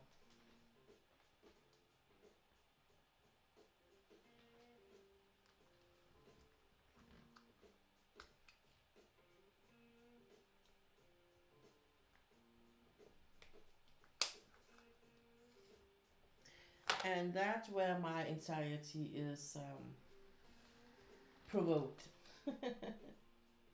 Yes, and you work your rear off to get there. Yeah. There's only one other house out there, so excited to have space from neighbors. I get you. I get what you mean.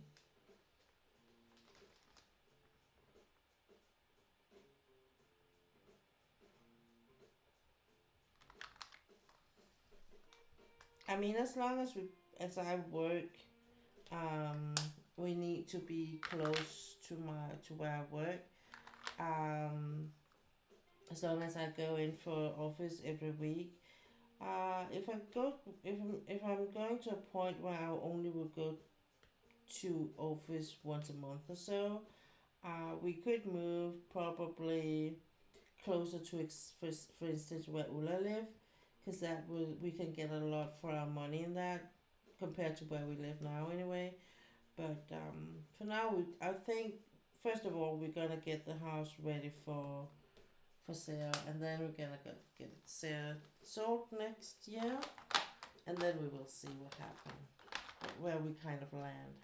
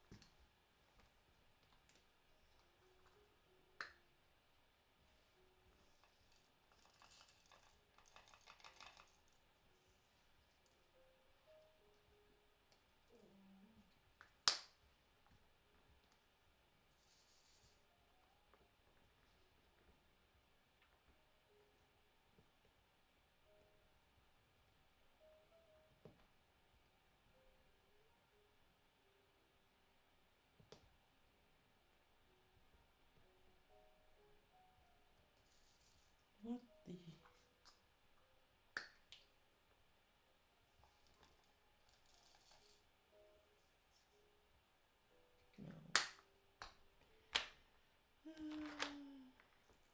Oh, okay.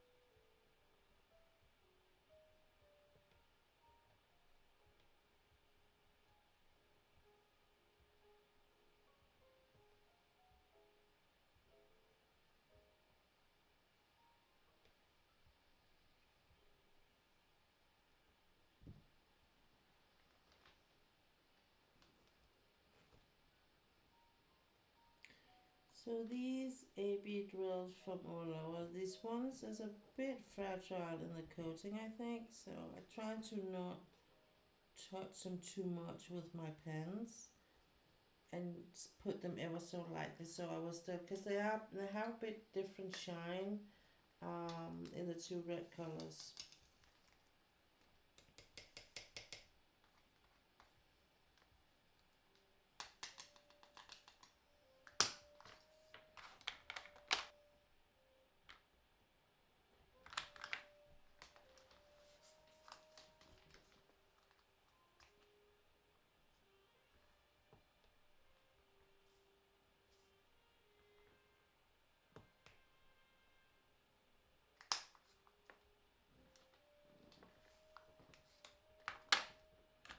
I think my stepson was trying to get a picture out of me today.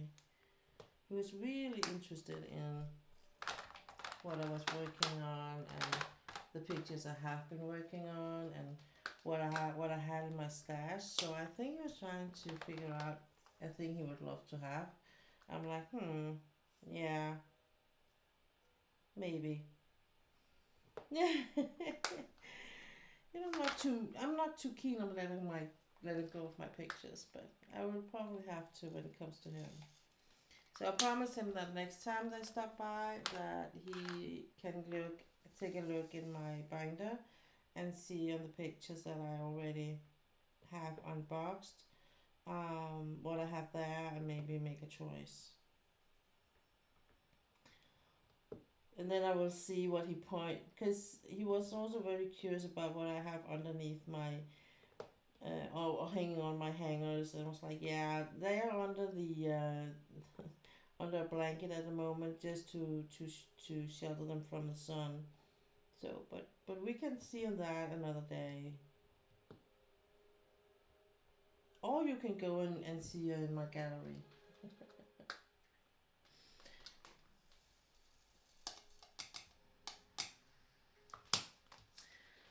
Yeah, it's where I always get a bit torn, because I really want to give people, I don't mind giving gifts, and I actually do like it, but with these pictures, it's every time I promise someone a picture, I'm kind of trying to mentally, anyway, back out of it every time I'm kind of, getting to that point, because I'm like, nah, are you really sure they will take care of your baby? I think it's partly for my part. It's something to do with me putting a lot of work in it. So I'm like, I'm not sure they will appreciate it. Of course they will, but there's something to it. There's something to it. It's just a thing, and I've given quite a few away. Not so many diamond art club pictures. that I will admit, but that it has happened though, and but it's also for the very few, I would say. It's not something I do for everyone. Um, so, and I think it's also because I do choose my pictures out of from emotional perspective. So it's pictures that talks to me and my soul. So if other people are like putting their love on it, they really need to. I need to be sure whether I want to give them away. I think it's something like that. But and it has never been a problem for me to, for instance, give a scarf away or a shawl or anything, and some of them I've even been working on for much longer time than I do on my paintings, but still, it's still different for me. Still different. Same on my pics. Has to speak to me. Yeah, they do. It's a choice. I buy pictures with my soul, for sure. They really need to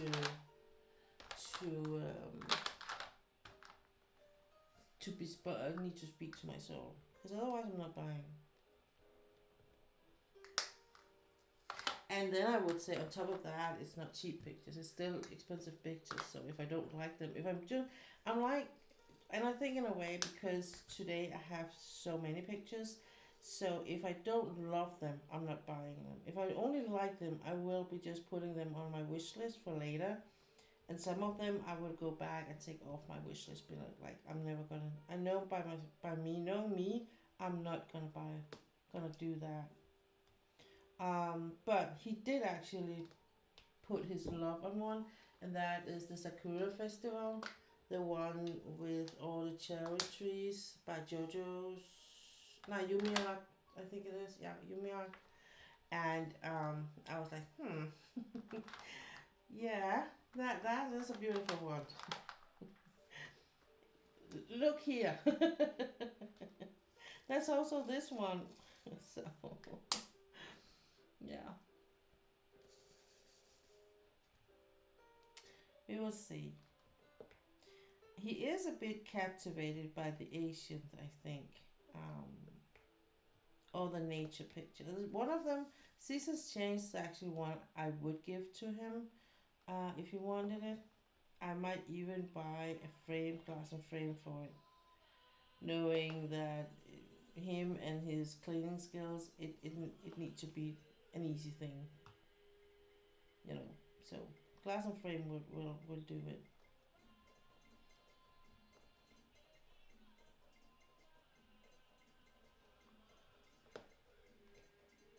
And I could do it as a birthday gift, you know. Then I could justify the cost for a frame, a birthday. As he has, as his birthday is December 27th, so it could be a birthday slash Christmas present. If he's gonna be around whenever that is. Okay, I finally got to the end of this, and I'm gonna change things around. Then I'm gonna take a short break. So I need something to eat. My stomach is telling me I need something to eat. So I'm gonna go find. I bought a banana, also bananas today. So I think I'm gonna find a banana. But first, I'm gonna change things around here a bit. Not much, just be sure that it works. First, we're gonna remove this. This is the first thing to do.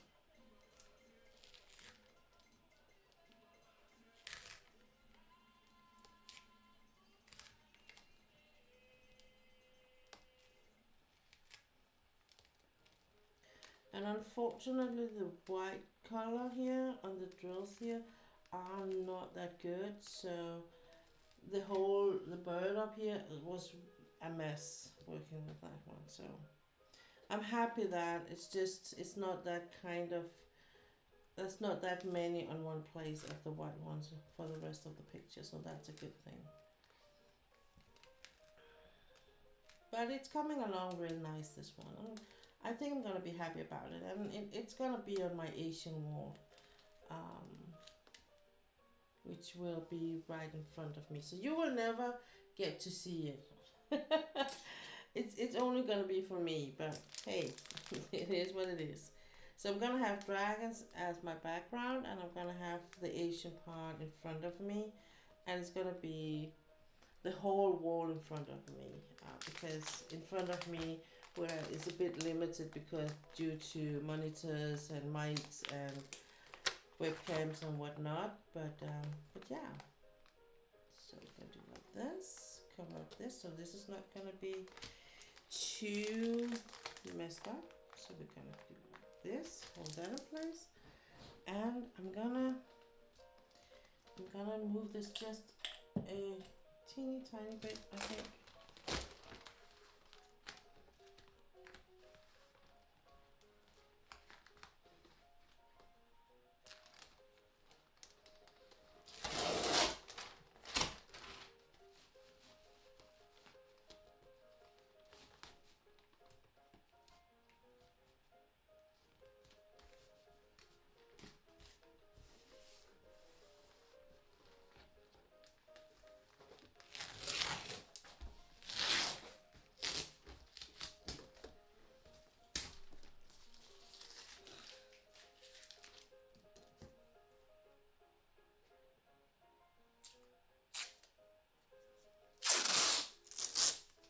But I will, of course, at some point when it's all done, and I have put some pictures up on, because both walls, both the one, I have one dragon up, but anyway, but the plan is that both walls is gonna be filled with diamond paintings. So when they are, I'm gonna take some pictures and put on my Instagram so you can see how it's all gonna turn out.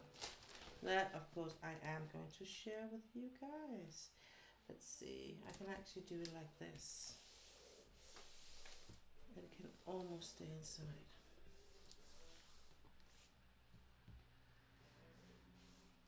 Come on. Like that. I'm gonna turn the camera a bit because we're working over here. We're gonna place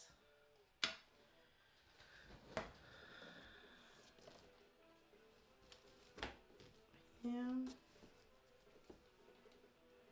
Maybe I should place it over here. That. This one. So as you can see, this is a lot smaller than the other one. So I hope that this one is gonna be a bit faster working on.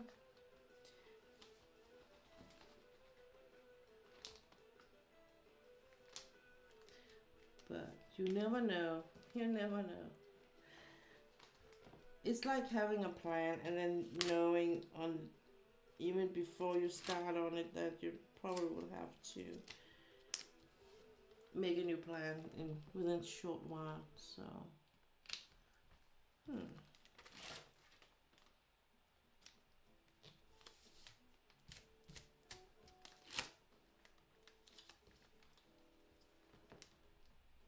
there you go.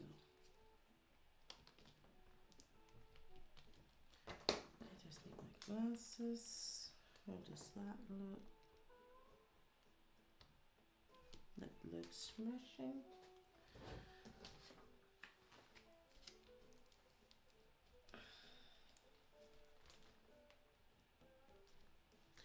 Okay, so this is where we start right after the break. Where am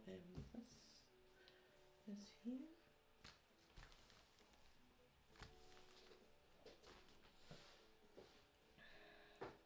So I'm just gonna take a short break. It's not gonna be a really long one. Don't worry.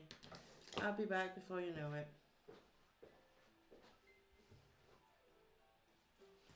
Gonna turn this up a bit.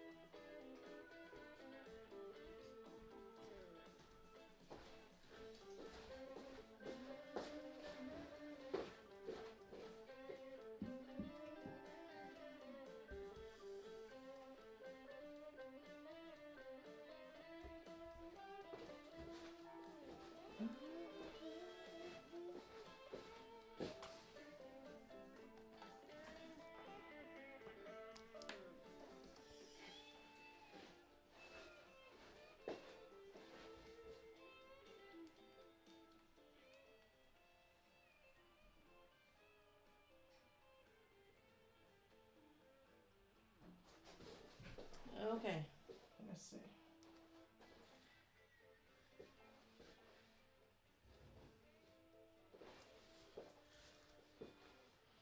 So, should we put some live pictures on again?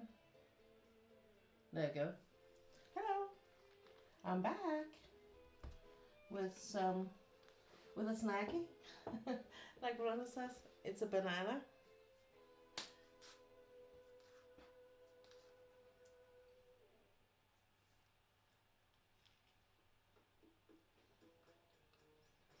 Thanks.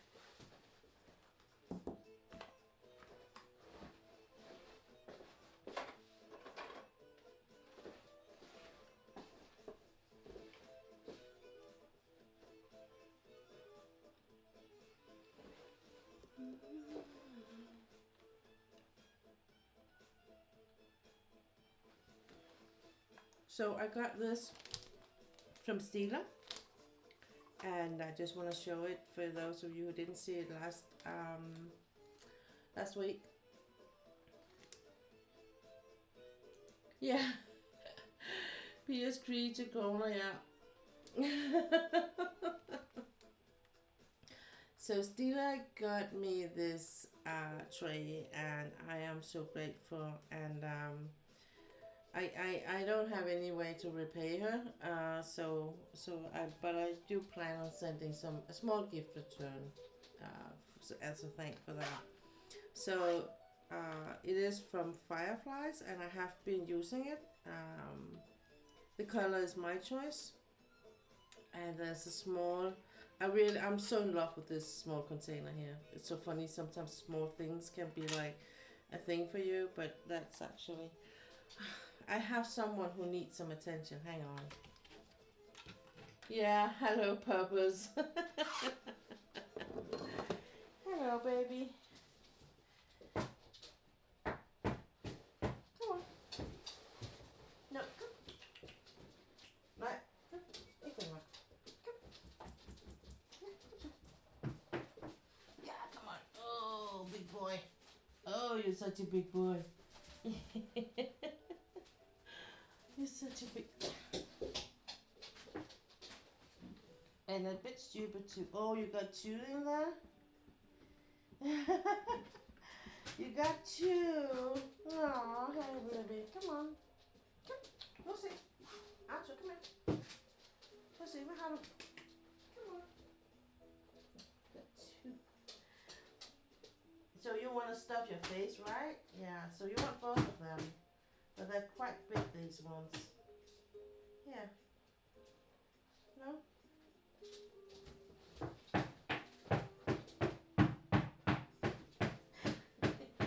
You got it? You got it. Oh, you got it. You got them. Yeah.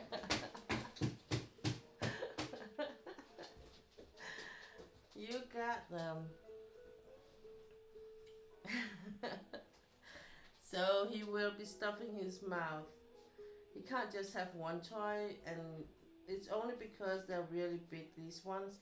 Otherwise he will have 3 or 4 of the smaller ones in his mouth. Yeah. It's like he really likes to feel the toy right into. He can actually have 2 balls. You know, the ones you play tennis with. Those he can have 2 or 3, depending on. But then his mom's like, oh, you gotta get yourself suffocated in a ball, right? Yeah. But it's slippery, the floor, honey. So, did your father leave you? Okay? You okay? You wanna go out? Hang on, I'll be right back.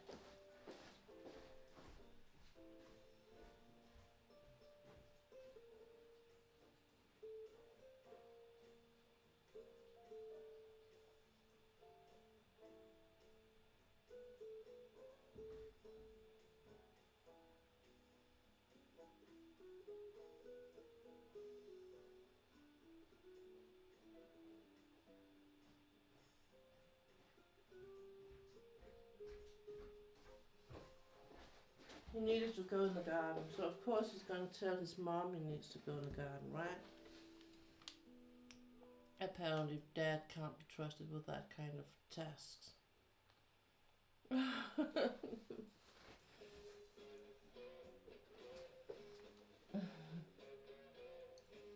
You want one? Yeah, he is cute. He is cute. But yeah, it is, Dila. It is. I will feel bad otherwise. So it's just a small thing. It's not something big. Don't worry. Don't worry about it. So yeah. Yeah, he needed mom's attention first. Absolutely. Absolutely. And he knows just how to get it. He knows just how to get it. That's for sure. Um So, and my boss, he's been teasing me a bit with every time we speak on the phone. You know you treasure. I know you will, Stila. I know you will. So every time me and my boss are on the phone, my dog would be like pestering me and be like he is now. And he has been teasing me a bit, my boss. But it happens so that he's got a dog too now. And his dog is actually doing the exact same way. So I was like, now you know how it is to be a dog owner to a needy dog. And he was like, yeah, I know.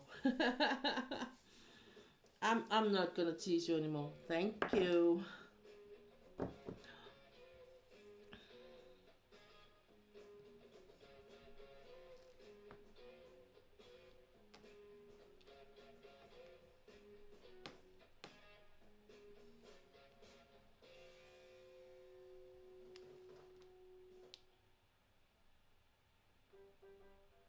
They're totally worth it though. Of course they are. Of course they are.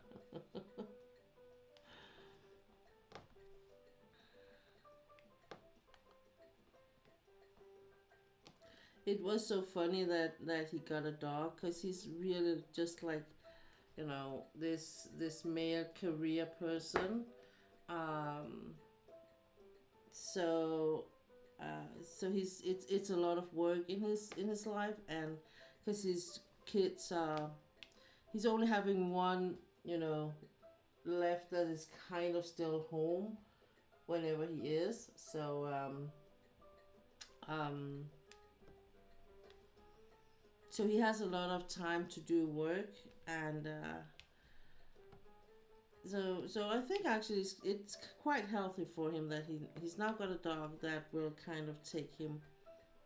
See, now I need to go for a walk, and he can get out and stretch the legs a bit or something like that. And he is a person that he do exercise, but I think just in everyday life, it's a good thing having a dog that will force you to go out and think of something else than work. Even if you are a career person, I still think it's a good thing. It's a healthy thing. So, but I didn't see him as a dog person. So, but he is actually quite good with a dog. So that surprised me a bit, to be honest. So yeah.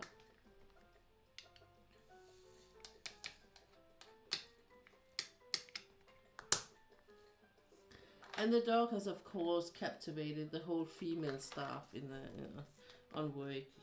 So yeah, just because she's so cute. She is very cute, and she's very adorable, and it's like she has this whole vibe of I can't help it. This is who I am over her. So so she's like you just forgive her everything right from the get go. Let's see if I actually have a photo of her. I don't think it was two. She's not a dog. She's only 2 years, so she's not like someone who's standing still a lot. It's not staying at the same place a lot. Let's see. No, but I might be able to find it. Uh,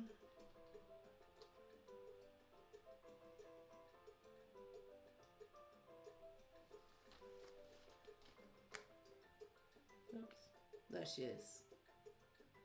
So I couldn't catch her in the moment where she looked at me, but she is a mix between the Boston Terrier and a Mop. So, like I said, I think it was a bad mix because you kind of mix two. Yeah, she is cute. You mix two breeds that has breathing problems, and you know, so and a lot of healthcare issues. So I think it was like, but yeah, if it was me, I would actually had mixed something in that had a bit more nose. Yeah, she is cute, isn't she? So, and she's only 2 years. She's deaf, so she can't hear anything. Not a thing. That's what they say. I think she can hear something depending on where the sound is coming from. Absolutely nothing from behind, but if you're in front of her or if you're really close, I think she can hear something, but not a lot. She doesn't know her name, that's for sure. And then I think she's a terrier. So the Boston Terrier is the thing where she looks at you and then she turns around and walk away. So he told me very proudly she actually know two hand signs, and one of them were he did like this for sit, and she was like looked at him and then she just walked away. I was like, yeah, that's a terrier thing. It was so clear she knew what he was saying. But again, she's only 2 years old, so he just needs to be persistent about it. Then she will learn more, for sure.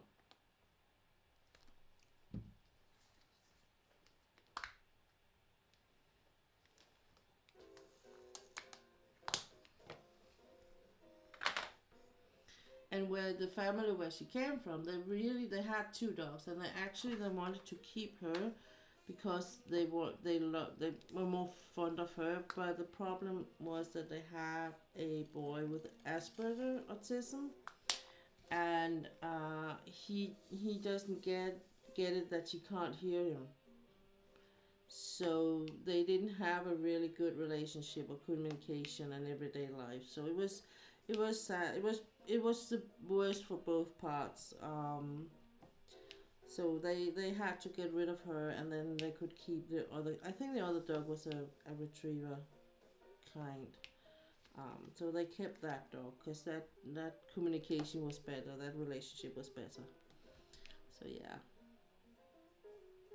So now he got her.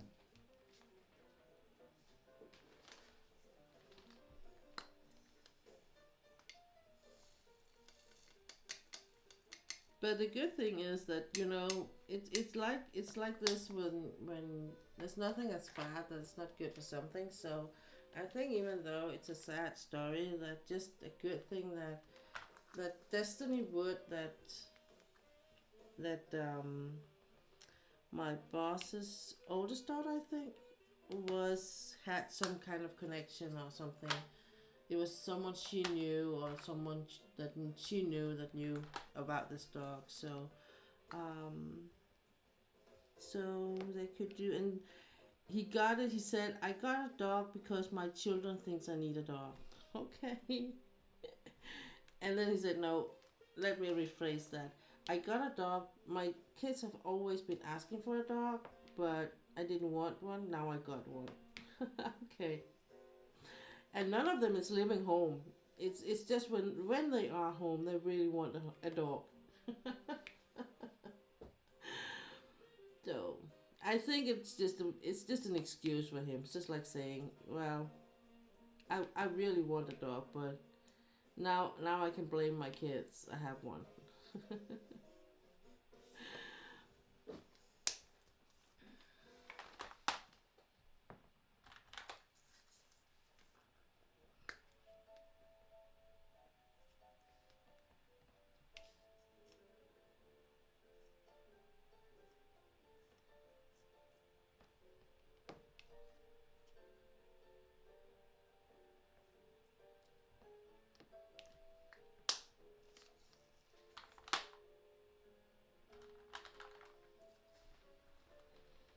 It sounds like your stepdad.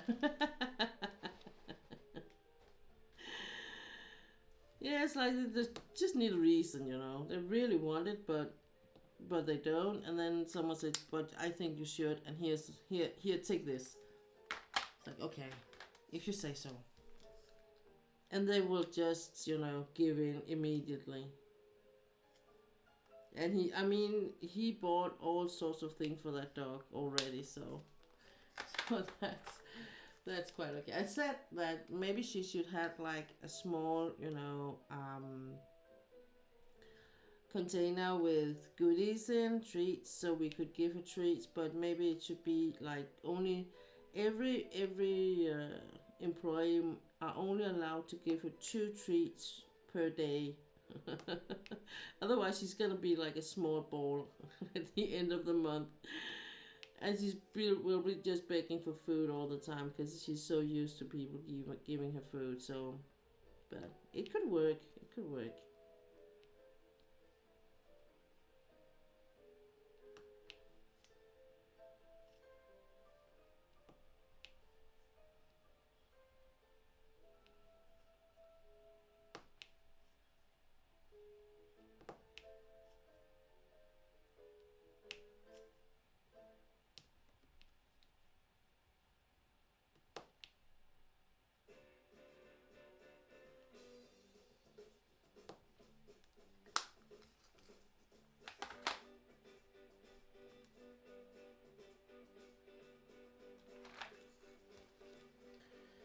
Instead of my mom getting a dog, my sister gave her a grandson who's hyper enough for 2 kids. Yay! I think personally I would have preferred the dog, but hey, that's just me. It's not like I hate kids, but you know, people get so annoyed by me when I say I'm not that much into kids. Don't you like kids? Well, over there they're kind of sweet and nice if they are like sleeping and I don't have to touch them, then I'm quite okay. My sister once said there's nothing like the smell of a baby. I was like, yeah, I know. I like puppies too. And that was not what she meant. Let's just say that was not what she meant. Because I feel like there's nothing like the smell of a puppy. Right, he's 4, so he could spin in a circle for an hour and still not get tired. All that energy. Sometimes you wish you had that as a grown-up, all that energy. That's what I thought when our boys, they were small, and you know, when they were just 4 or 5, I was like, oh, I wish I had that kind of energy now. Like, I really, like, they were up early in the morning and they would they were not really tired in the evening. It's like, oh, I am busted. But they didn't have all the worries, you know, and that is a big difference. When the older you get, the more worries you get, and the more worries you have, the more tired you get, and responsibility. It all weighs into the shoulders, I think. So, but then I get up to the horses, and I forget all about worries, and I just am. And that is one of the main reasons why I am with horses once a week, and preferably on the back of them, but if I can't be on the back of them, I am with them from the ground. So yeah, when I had my 3rd operation in my back, it was like 4 or 5 months until I could get on the back of a horse after the operation. And I think it was at that time they said okay from the rehab that I could start horseback riding.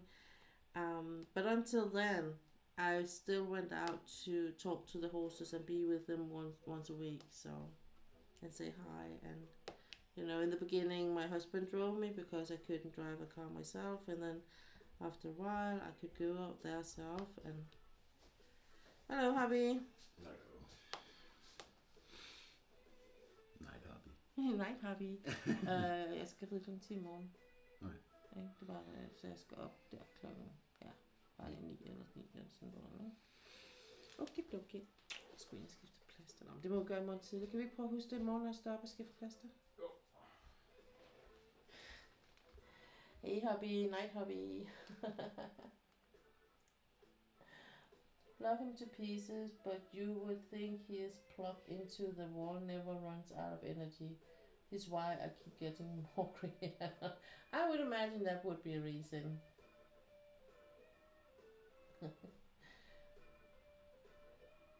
Our job does not always smell good, so sometimes when I think and close the door, I take a deep breath and then go in and make it done. Yeah, but that's something else, you know, when you have, it's not like I think it smells good cleaning up after the dogs, especially from an enclosure.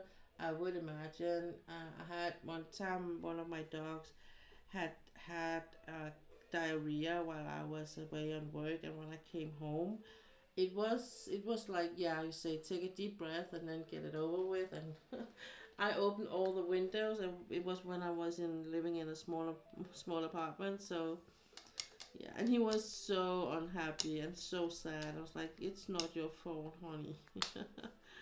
So yeah.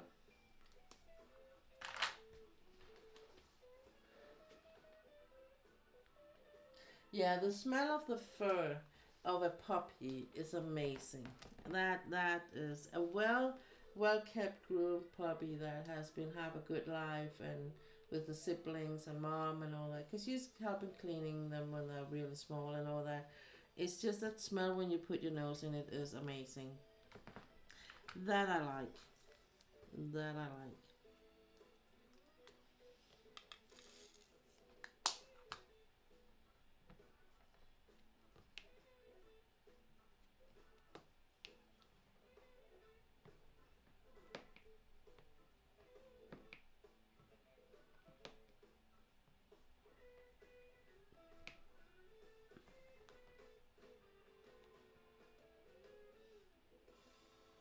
Oh, this is a bit high, I can see. Okay, we're gonna adjust it this a bit on the next row, I think.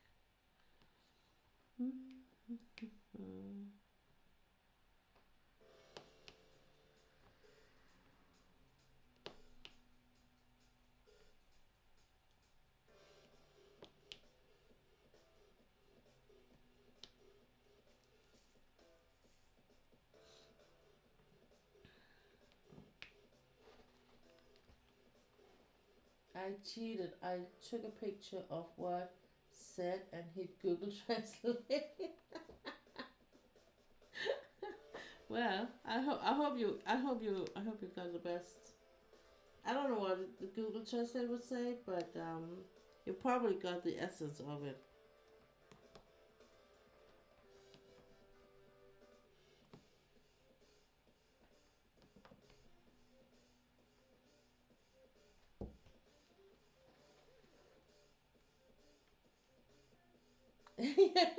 You didn't. No, you're right. You didn't miss him tonight. You missed him yesterday. It was like you just said, "Oh, has he been here?" No, and then you went for phone with your mom, and the minute you did that, he came in through the doors like, okay, night hubby, and then he went out, and you came back. It's like, yeah, sorry, it was not something I planned.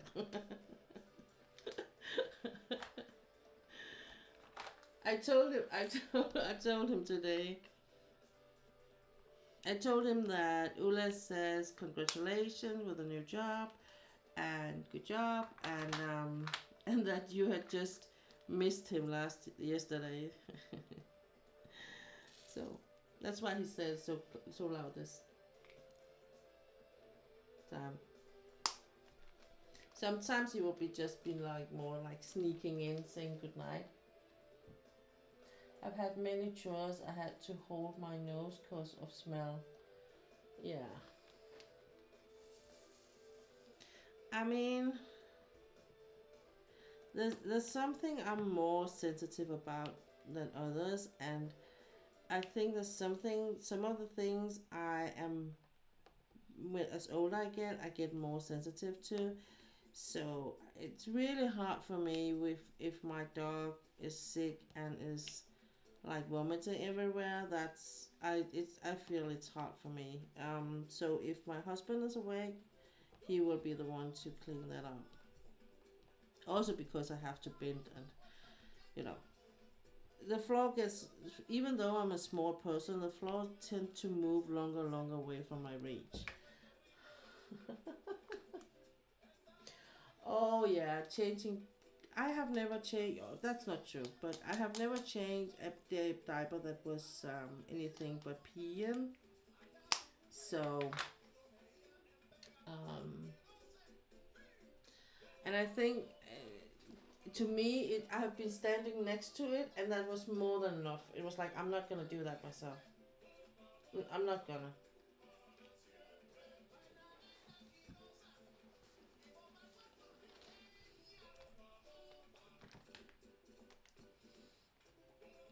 But like with my sister saying, "Oh, I love the smell of a baby," and I'm like, actually, I don't. Even though they're clean and their diapers clean and everything, I don't like the smell of a baby. It's not like I think, that smells good. Let me have one. It's more like, is that gonna do something on me in a minute and I'm gonna get all yucky all over? What? Yeah, yeah. You hate picking things up from the floor. Yeah.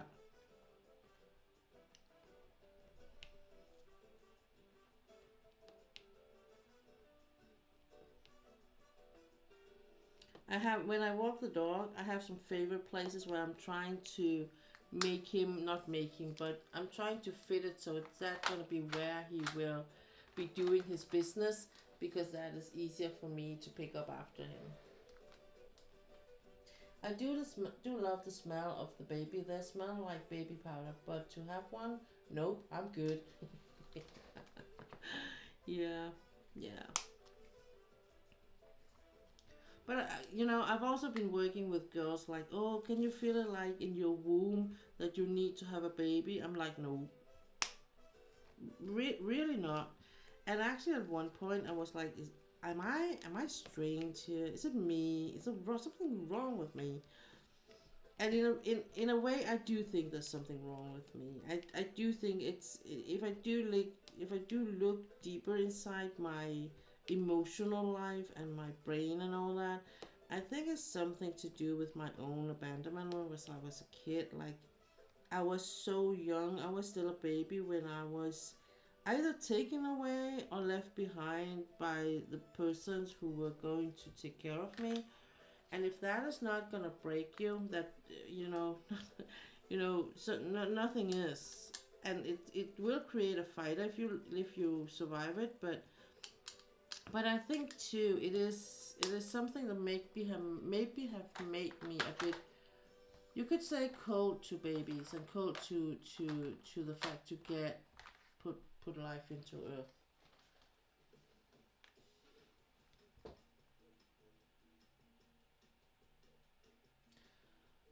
Um,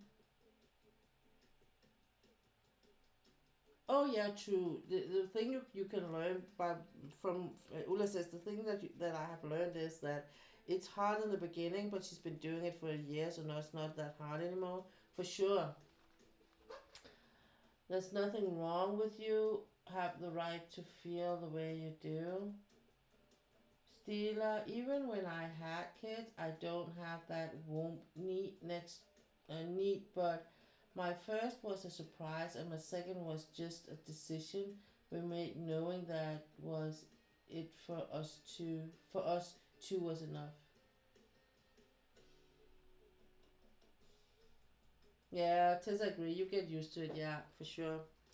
Yeah, I do think it's an individual thing. It's a personal thing, uh, how you are. But it's sometimes just I talked a bit about it yesterday that I am at a point in life now where I find you're not being asked. Um, People are not that nosy about whether I have kids or not. And if I say I don't have kids, it's been like almost an automatic response. Don't you want any?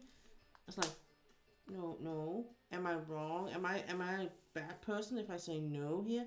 It's been, and it maybe it's just a generation thing. But I'm like, finally, I'm in a place where I'm like, people are not that nosy. They can still ask me, but they're a bit more cautious about it because today there's more knowledge that it's a well-known fact that people have. It is difficult for a lot of people to have kids, so there are many other choices to fulfill your life. That kids are not the only thing. So, but yeah. As my current boss, he didn't ask me if I was gonna have any kids. But that's the funny thing about it because the one the woman from the authorities who were handling my case, she was like, okay, I don't know how to say this, but are you planning on getting kids anytime soon?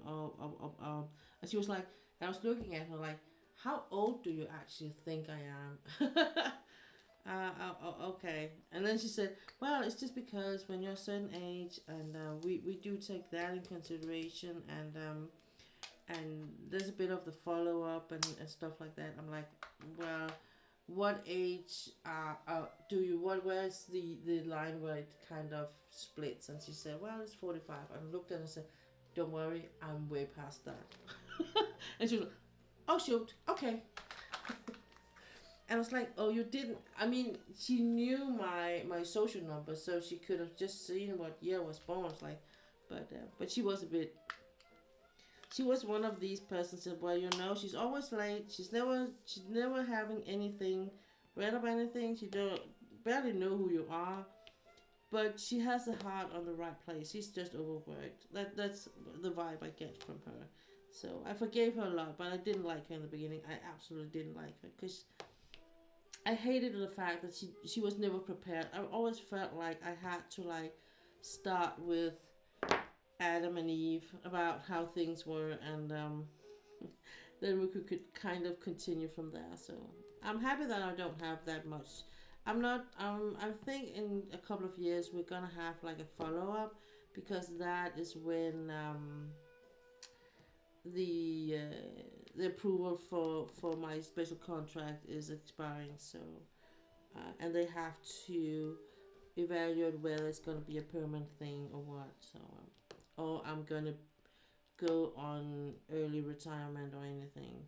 So, but there's a couple of years yet left. So we will see how it goes. I'm not getting better. And my body's not getting better. So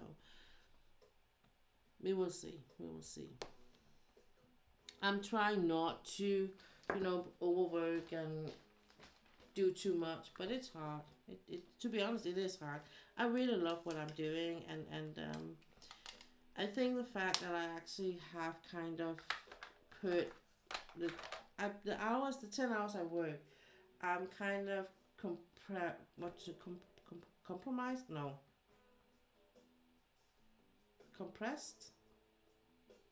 Instead of having 2 hours, 2 days, and 3 hours, 2 days, and 1 day off work. I'm having 2 days off work, 2 days with 3 hours, and 1 day with 4 hours. So it's more like I'm working more. I have more hours when I work, so I can actually get to do something.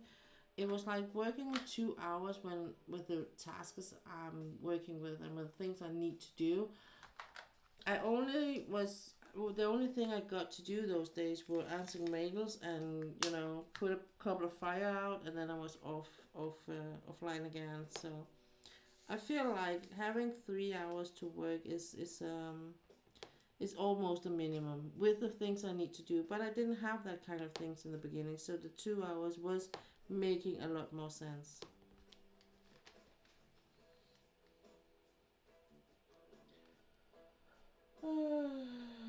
Honestly, I only really wanted one at all because deep down I wanted to leave my mark on the world when I'm gone. My future daughter-in-law doesn't want kids. I'm like, whatever you feel, you get. You feel you get no pressure from me. No, that's a good approach, Stila. You all a part of what of that. For me, I leave a mark through my friends. Now that I have nieces and nephews, I can leave my mark with them and they will remember me too. Yeah, that's awesome. My mom retired as soon as she could. Yeah, and I'm not sure I'm going to. It depends on a lot of things. Partly our financial situation at that point, and partly on where we are. About how our living arrangements are. Are we having our own home? Are we living for rent? Because if we are living in a rented home, we it's easier to move.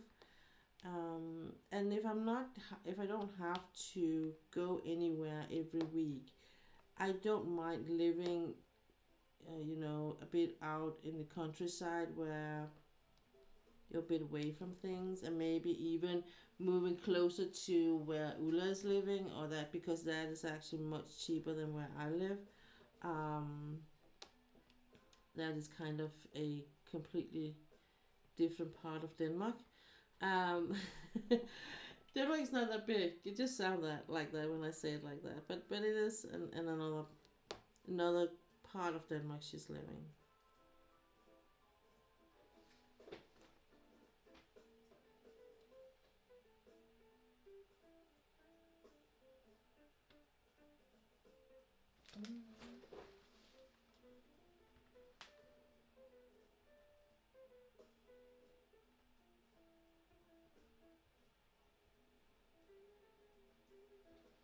You're always welcome here over here. Yeah.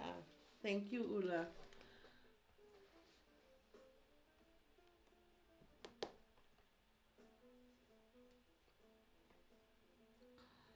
It is at one point we actually did look at houses in that part where Ulla lives, and for what we pay here where I live now, we can get we at that point we could get like a whole ass farm. I would almost say a huge house for the same and even less price than what we are paying for this house. So it's really much cheaper than where I live, but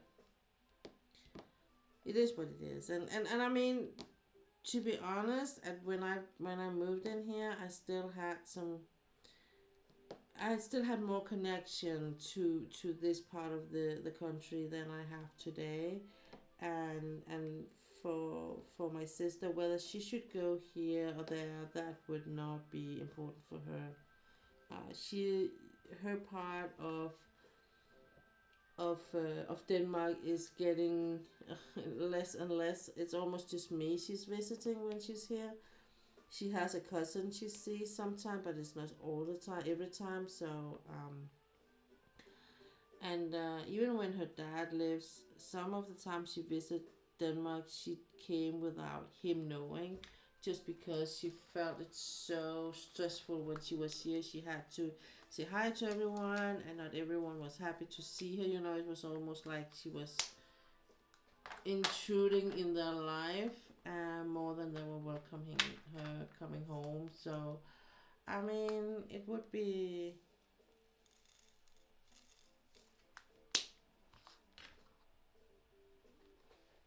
Yeah, it's a huge difference between the part of the countries and part of the land.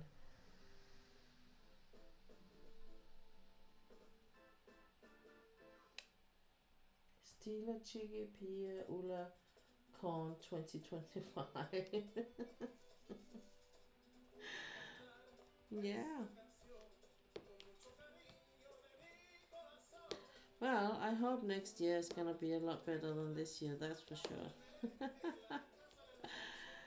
So we hope on selling the house next year, and hopefully for a good price. At least for what we owe in the house on the mortgage, so we're not going out with a big debt. Like when him and I started to form a life together. So I kind of think that I earned the right to, you know, be a bit greedy and wish for a good sale so we can get some money with us and feel like it was worth it the fight all these years. After I get my tooth fixed, I'm saving and getting my passport. Oh, you wait and see.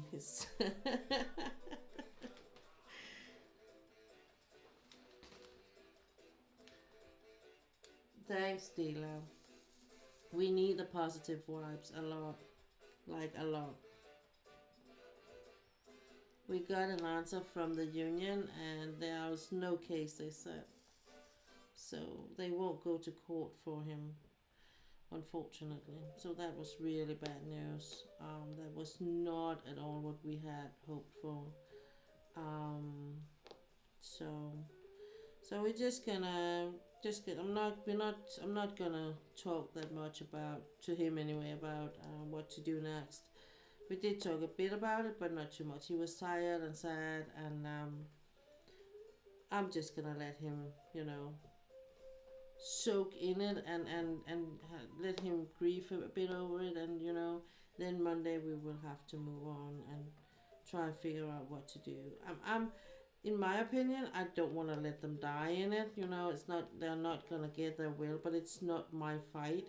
I'm only the support system behind it. So if he decides that he's not gonna fight for it, then you know I'm not gonna pressure him into something because it's not me who's gonna find extra resources for it per se, or to justify my actions one more time. You know, so.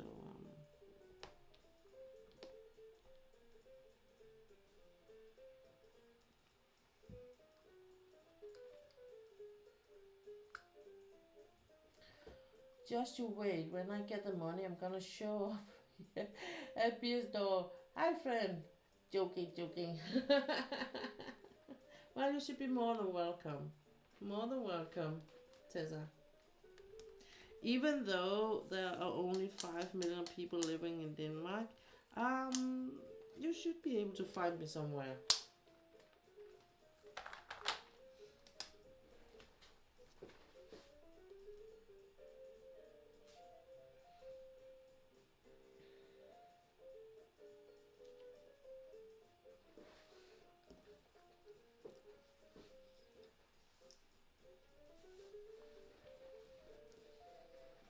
Put a big sign up in the airport, Copenhagen Airport. I want to go to Pia's Creative Corner. Show me the way.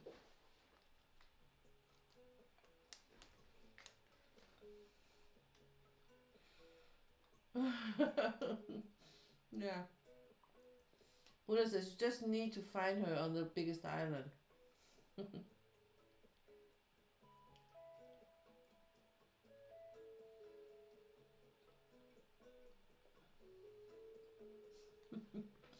Oh. Oh, you have to? Hmm.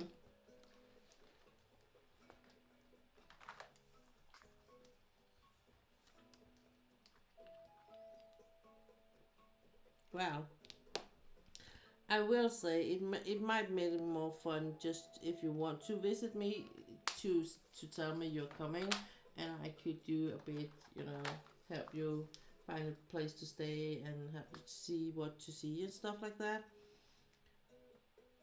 And of course, we could do a stream together or something. That could be fun. If I'm still streaming at that time, you never know. You never know.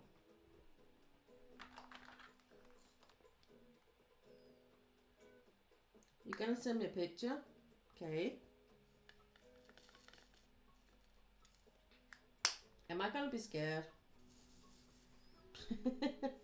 Just wanna know on forehand. Am I gonna be scared?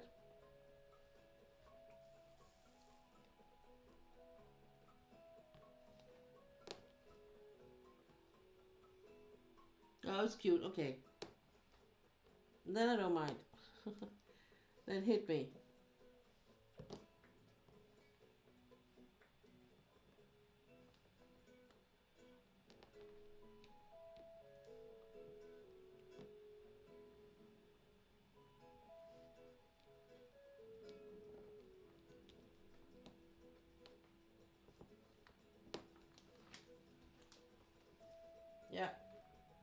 if I ever get to visit, we must stroll the Isles of course. Stila, that would be almost the first thing I'm gonna show you where that shop is, because it's actually very close to where I live today.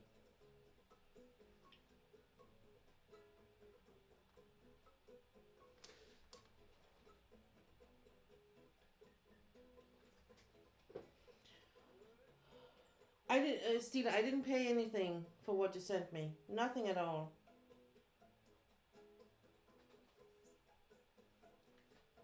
Yeah, that is cute. It's your nephew, I guess.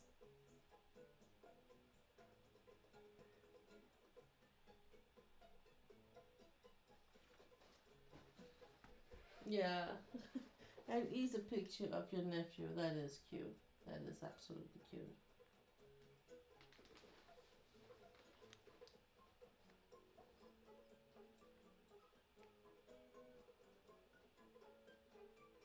I got a Kinder egg for Easter and gave it to him. He had the toy. Oh, he was so happy. Yeah, I learned that you can't get that Kinder egg with toys in everywhere in the States. Oh, that's great. News post lady told me like 33 American dollars. That made me sad. Oh yeah, that's right. If I had to, yeah, for sure. Yeah, it because it was take like a present. So if it's a gift, I don't have to pay anything for it. I don't know why it took so long in the customs, because they don't usually don't. It does take a bit longer because it is like a present and they have to like check up on it, whatever. But I don't know why I had to kind of, you know, ask for it. But they hadn't done anything on it. As I could see, the for me it didn't look like they have opened it. And if they had, they have done a very good job in closing it, packing it back up together. So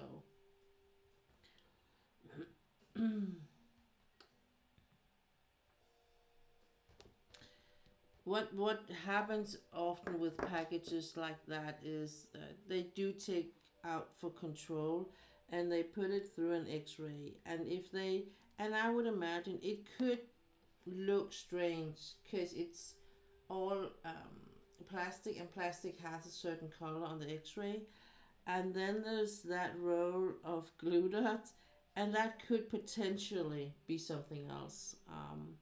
So if they had to check something, it would have been that thing. But it didn't even, that thing didn't even look like it had been opened. So I don't know.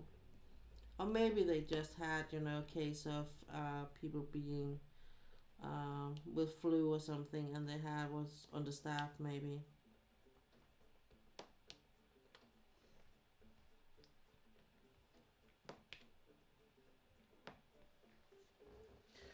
Yeah, mail is weird sometimes. Yeah, absolutely. Yeah, ours is different than in the UK, or for you guys. It is small pieces, but since he's 4, he knows not to put it in his mouth.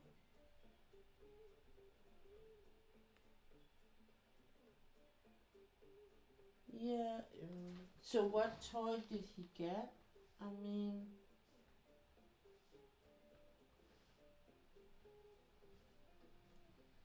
wasn't it just? It was a small toy, wasn't it? Oh, I see. Yeah. But this is where I think it's funny because, I mean, can't you tell your kids not to put things in the mouth, And if it's small kids where you kind of, they want a babies like that's still crawling around, I would never give a baby a, a thing like that. It was a little plastic porcupine. Oh, and a leaf to sit him on.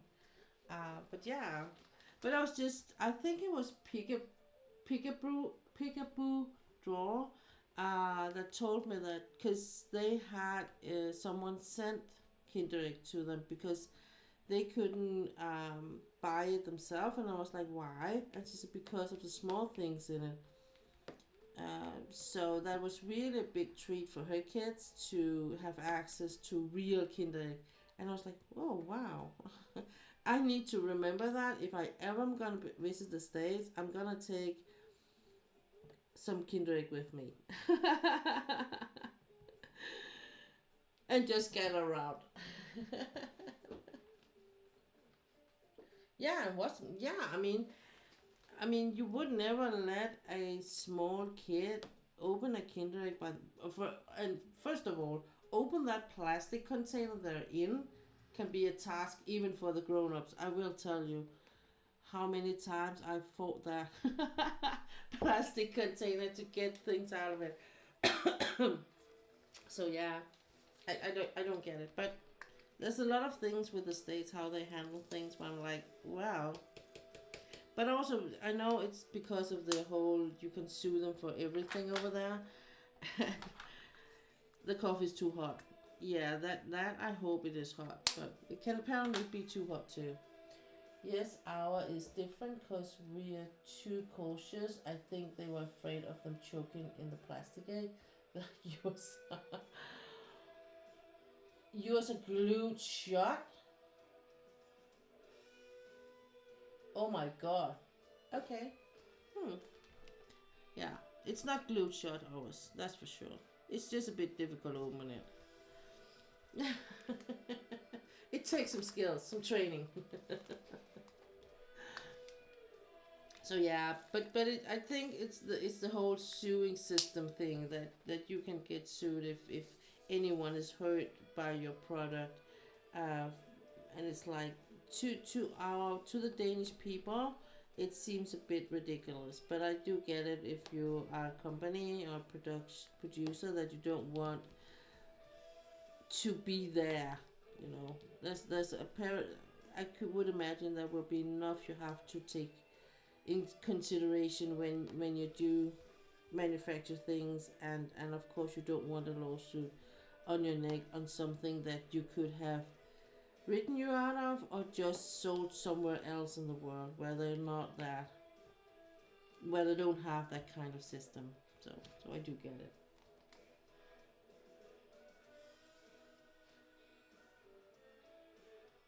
I have to talk, so get them apart.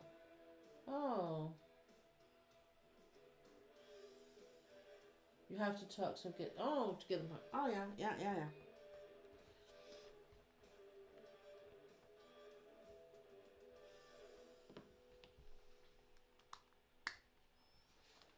It's just, but I think that's just in general. When you sometimes you get a bit surprised by other countries' culture and laws and ways of living. It's just today you're so used to.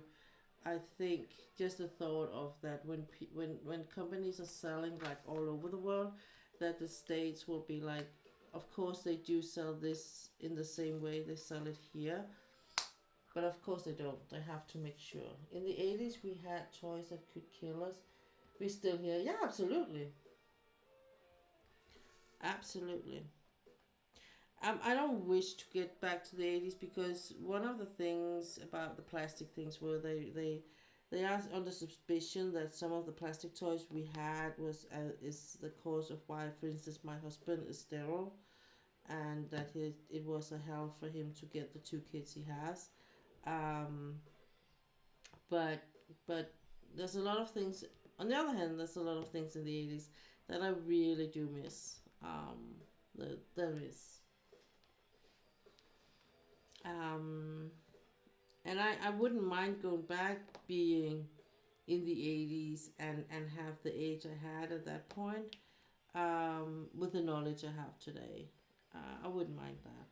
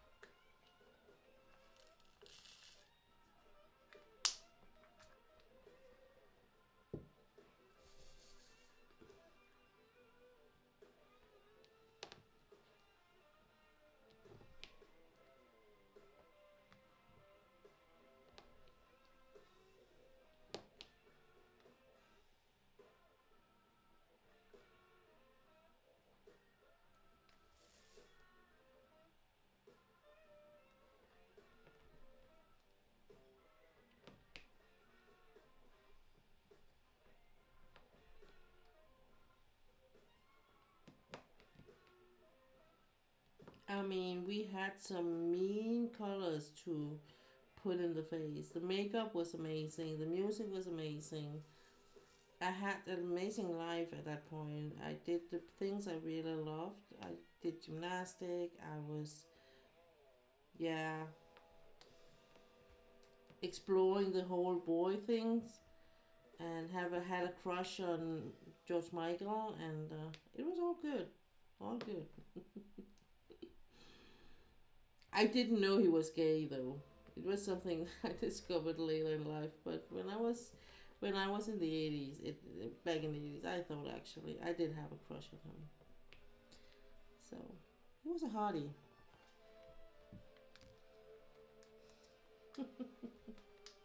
I had a poster from a youth magazine we had back then. I don't even know if it still exists today, but I had a poster from them from Wham. So that was on my wall. I put it up there myself with tape. So yeah. And funny enough, my parents actually allowed it. They were really strict with a lot of things, and there was a lot of rules, but that thing they allowed. So I think that it was kind of just, we're gonna leave that as long as this nothing if, as long as it's not worse than that. We're just gonna let her put it on the wall. She's not drawing anything on the wall or painting them. She's just putting a poster up that we can always take down later. So I had that one. I had one from Duran Duran. I think I had one more. I can't even, oh, I had one with Madonna, of course. Yeah.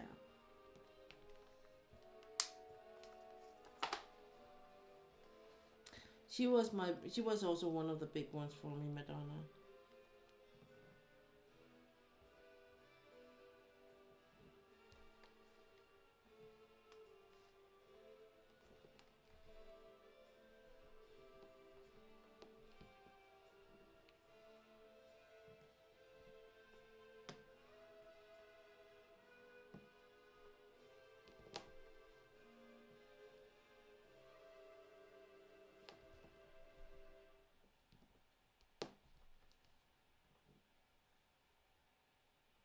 You were addicted to the TV.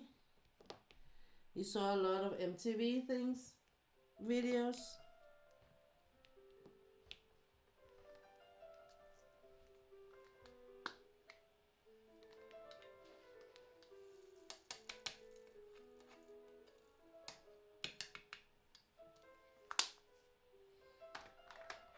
I remember that was something when they started um, showing that on our television here in Denmark. I was so envious that it came from the States and you have had it so much longer than us. And I kind of discovered what I was missing out on. I was like, oh wow. Cartoons mostly. I was born in 1980. Oh, okay. You are then 10 years younger than me. Then you do the math.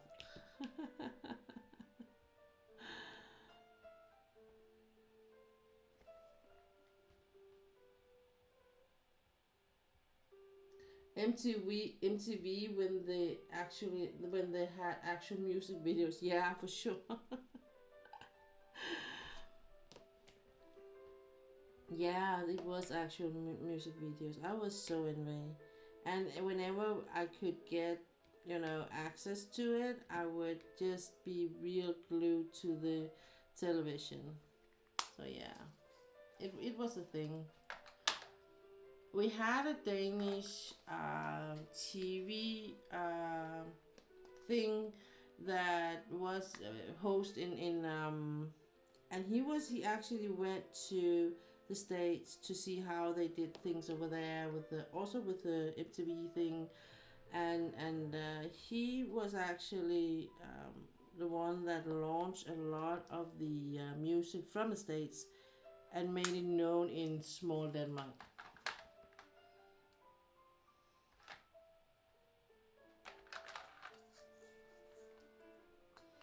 He was a unique. He had a unique personality.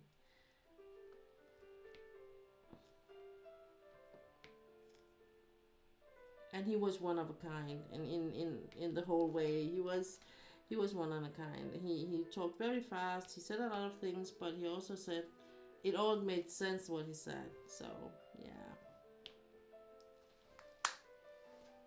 oh, no doubt about it, he was had a lot of inspiration from the whole rap culture and all that over there. And yeah, by the time I was a teen, it was the 90s, and I still knew the 80s songs.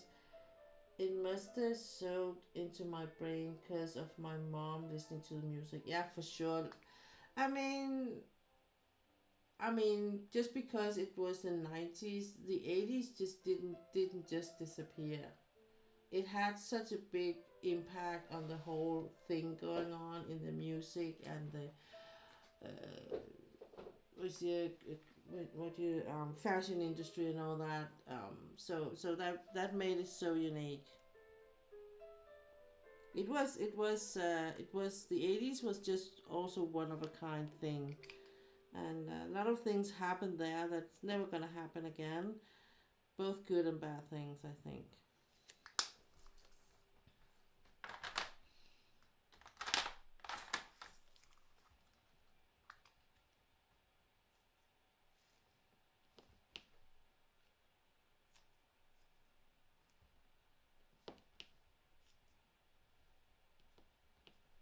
I think in a way the 80s and the 90s kind of melted into each other. Um, so the whole boy band culture and all that, it's just became a thing. So a lot of the music in the 90s was a just direct inspiration from the 80s, but in a good way, I think.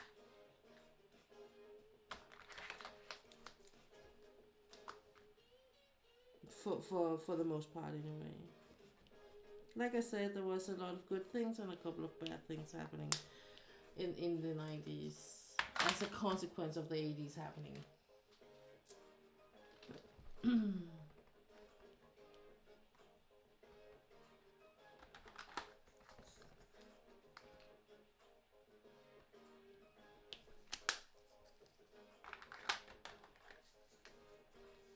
Just gonna put these are colors that just need one drill, and then I have three colors that will need a bit more, and then I'm done with the with this line, and we can move on to the next one. So I think I'm gonna go with two lines, and then I will have to work on the next ones tomorrow.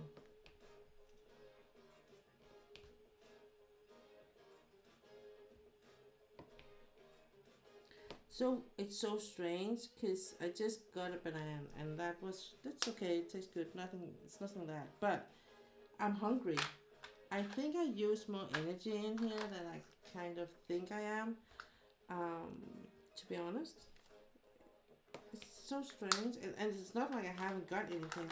Today I actually ate both breakfast, lunch, and dinner, and a banana for dessert, and I'm still hungry. So I actually think that I'm using more resources than I do, that I actually aware of. So I think I believe it's something with that. Okay, then we're going with where is it here?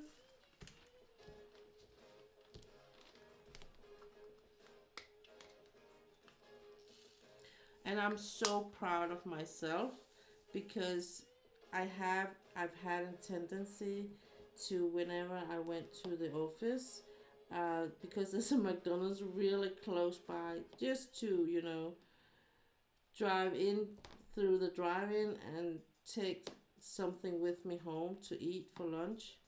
But I didn't do it this week just because money is small, and it's not good for me with all the diabetes going on. So I was really proud of myself, being like, oh, good job.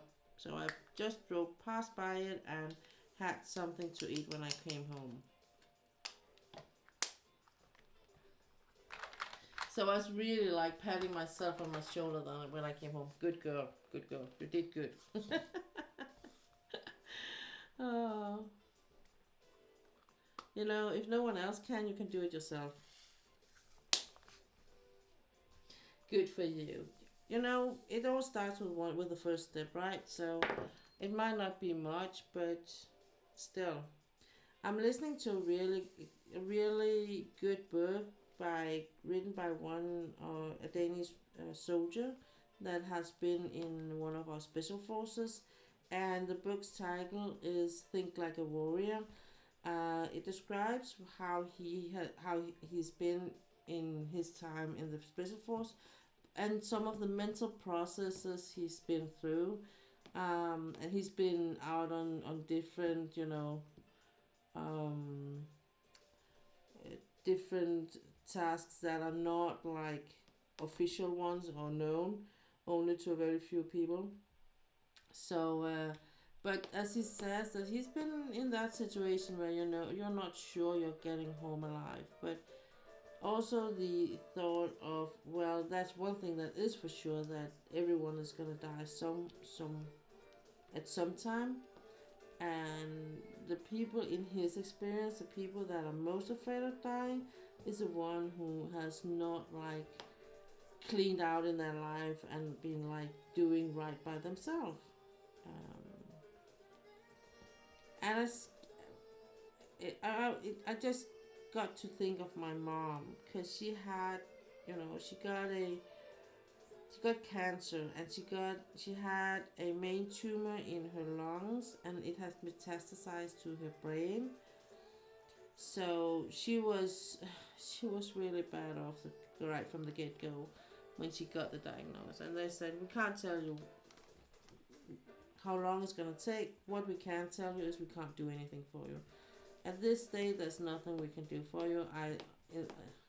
Then other than try to make it as comfortable as possible. So, and what we talked about, but both during the couple, it took less than 3 months, but she was busy. She was very, very busy in putting things right, doing right by the different people. Her and I had some really good talks about my whole upbringing and life, and things she had regretted and that had to do with me and stuff like that. And then she had one final thing, and when that was done, she complained about having pain in her back, and she kind of just went into she was bedridden at the last point, and it was like when she went into the bed, she never got out of it, and that I knew it. She came to visit me and the boyfriend I had at that point, and when I looked at her, it was so clear to me, she's about to leave. She was so ready. She was tired, and she was peaceful in a way. And I said, you know what? When she left, I said to the boyfriend I had, I said, it's gonna take about 14 days, then she's gone, and it did. It actually did. So my thinking in this is that when she was done, you know, doing right by people, and have this last conversation with the people that meant something for her, she was like, I don't have to fight anymore. I can just go in and rest and get the help I need, and then just go die. And it went so fast at the end.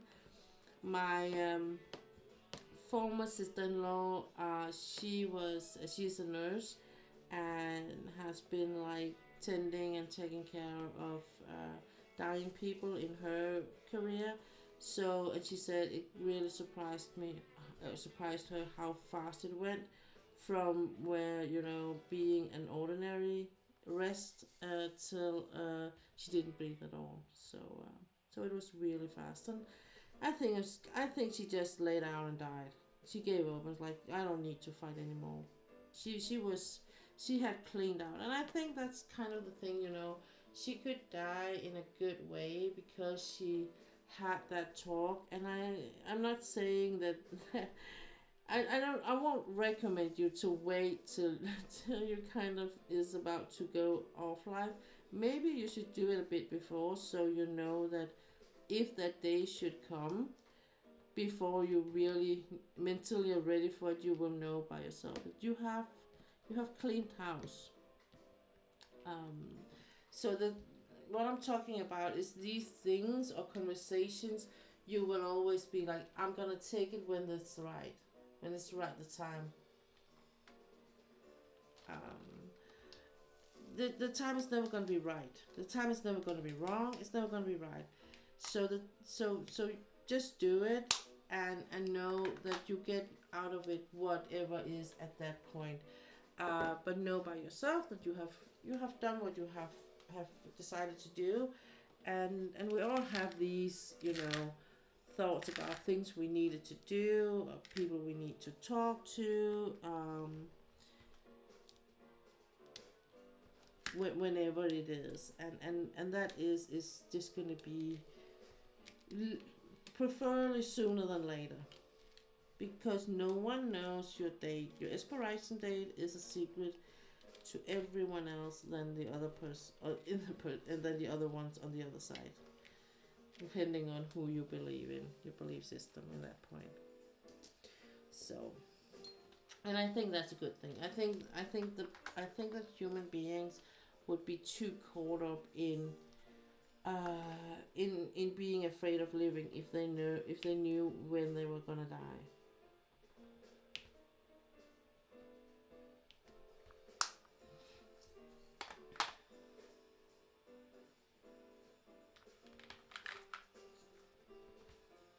So I'm talking about also what I'm also talking about is just the feeling of not having enough time. I think it's that when you kind of you don't want to leave, you're afraid of dying because you don't want to leave because you don't feel you have enough time with the persons you love or something like that. Agree, I would not want to know when. No. Neither would I. Neither would I. I just hope when it's time that I'm allowed to like either sleep and just die or like die really fast. Um that's my hope. I don't I'm and I think that one of the things that was my mom was her biggest fear was that she was gonna die slowly and she was gonna lose her all her senses before she actually died. And I think that was one of her biggest fear. So that I think she kind of decided not to in a lot of ways.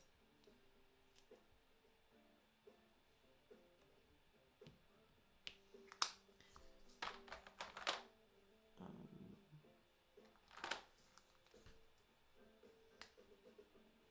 because I have the other example is my mother-in-law who had Parkinson's, and she was like she it was like she couldn't die, um, but it was this kind of slow thing where you never you just it's like she wouldn't let go. It's like please do, please let go. That was it was like please do, please let go. But it was like her heart was so strong. She had a very very strong heart, and I think mentally she had some issues some issues that made her a bit like afraid of letting go while the Parkinson's was just really like developing rapidly in the wrong way. Um, so she got really bad off at the end of the day and the end of her life. And I don't think it's dignifying. I don't think it's a good way to die while you lose, in a steady pace, lose all your senses. I really don't think so.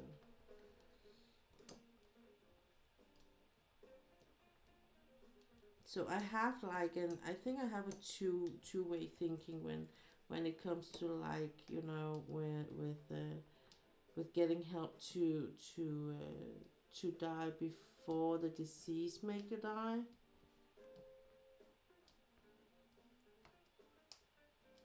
Um, we don't we have just had the discussion in Denmark They think they made a proposal to change the law, um, but I'm not sure if they did come through with it or it just died out. We don't have, as it is now. I think it's not legal to help others to do suicide. I know that if my husband ever would get that diagnosed as Parkinson's or Alzheimer's, he would probably. I'm gonna find him dead one day. I know that for sure. He's gonna find a way. And he told me flat out, so I know for sure that that's just what's going to happen. After he saw his mom like just withering away, and like I said, there was nothing dignified in her death, and he was like, I'm not gonna go there with I'm not. So just know that if I ever should get a diagnosis like that, that when I don't want to be anymore, I'm gonna please let me, cause she actually did try, and she was found in her mind too early, and actually also I do think should just have let her get peace. I mean, because she was no good for anyone afterwards. She promised never to do it again, and she didn't, just for her grandkids' sake. But she was not happy. She wasn't, you know, she was not able to do anything with her grandkids anyway because of the disease, because of because of the Parkinson's. So it's not like she gained a lot by staying alive, and because she promised her kids that she wouldn't try again, she didn't. She just suffered all the way, and I think it's really sad, to be honest. Agree, I would not want to know. And oh yeah, I did read that. So yeah.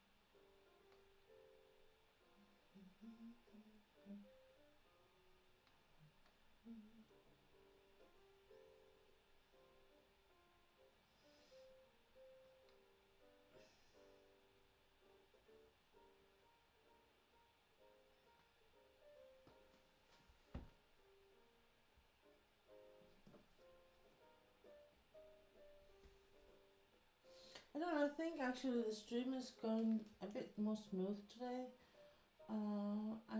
I don't see as many. I haven't, but I closed down the window where I can actually see the stats, but it's not coming with any, you know, warning about it's losing frames. So I don't know.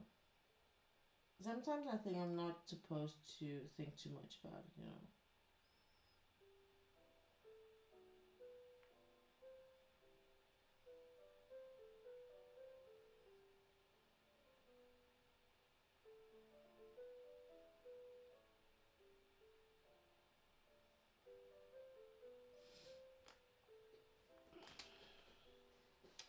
So I think time wise, I'm gonna do as much as I can. I might be going a bit over my usual time streaming because I really want to finish that one.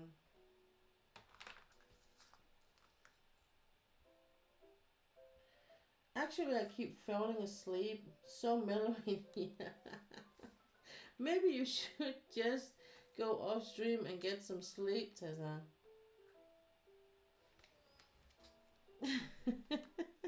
You had the same issue yesterday. I was like, oh, I'm apparently I am a boring person, so whenever I'm here, Tessa's falling asleep.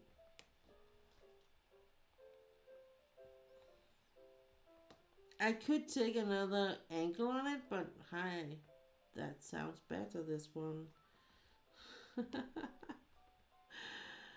No, it's quite okay. I know what you mean. I know what you mean. Mm, mm, mm.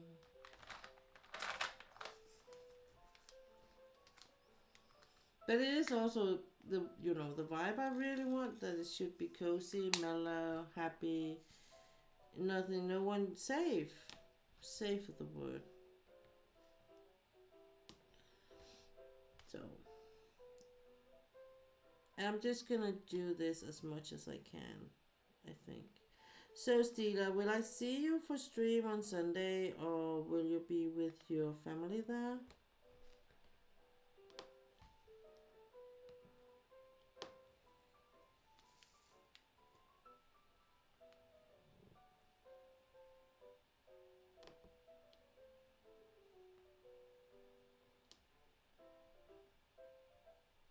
You nailed it. It helps me sleep to have sound, makes me feel like I'm not alone. Oh, I know. I know. Actually, I do. I listen to a book to an audiobook when I need to go to sleep. I have like a headband I put on where there's um, loudspeakers in, so I can hear. And it's a model of a way to do it. So I'm not. I used some ordinary parts, but they hurt my ears whenever I was laying on the side. So I found this headband. I actually have two of them. The first one was like a cheap one I bought on Wish, and the second one was also, but it's not that cheap. It was a bit more expensive, and I bought it from Amazon, and it actually worked. It's quite nice. My only issue now is how I'm gonna wash the damn thing, because it does get a bit, not not not dirty, but you do sweat, or I do anyway, sweat a bit, and stuff like that, and maybe I'm not gonna wash it, but I know it is supposed to be, but the hole where I'm supposed to take all the electronic out is not like big enough, and I'm like bit cautious about just yanking it out and be like ruin anything. Then I have to buy a new one. You know, and I don't want to live without just at the moment. So I haven't heard yet of Son's plans, so not sure. I'll be sure and let you know if not. Okay, perfect, Stila. Um,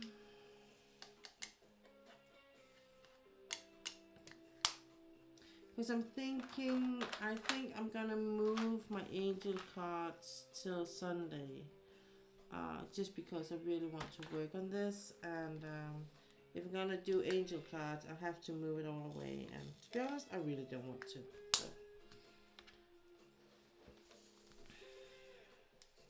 So I thought I could do the angel cards Sunday. I'm gonna do the big ones in Danish for Stila, and I can do the small one in Danish for the rest of the stream. Or maybe even the big ones, depending.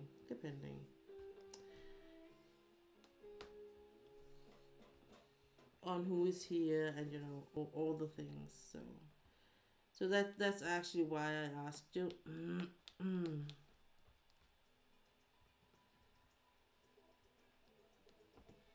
Because I might take the big ones if you're here. If you're not here, we're just gonna take the small ones for whoever wants the angel cards.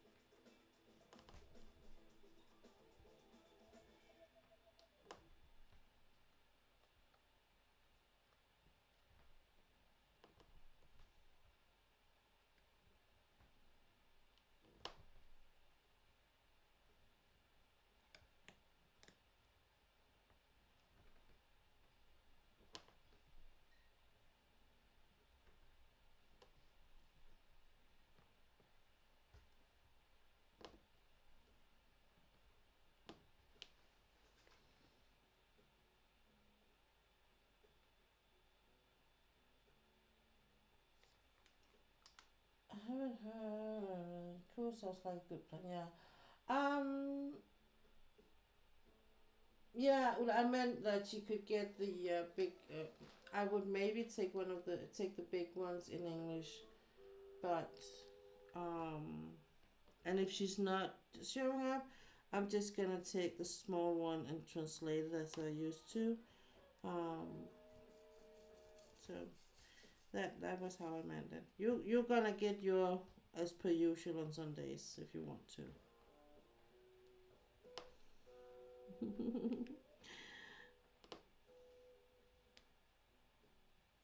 There's gotta be some benefits in being the one that shows up every time. I think I can't give you anything else, but I can give you that.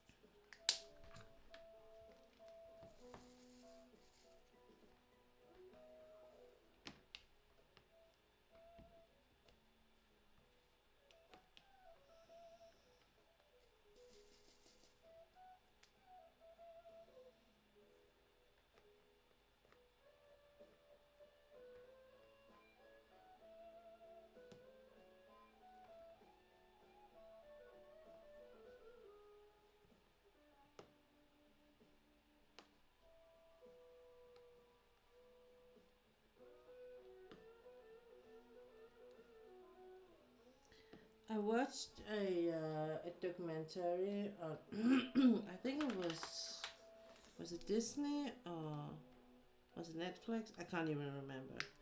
Um, but it was about drugs in the States, and I thought to me as a Danish person that I was not surprised or puzzled, but it's still a thought I get. I feel so sheltered. I feel so we do have problems with drugs in Denmark, but it's not in that scale at all like it is in some places in the States. And it makes to me sometimes it's because I always get kind of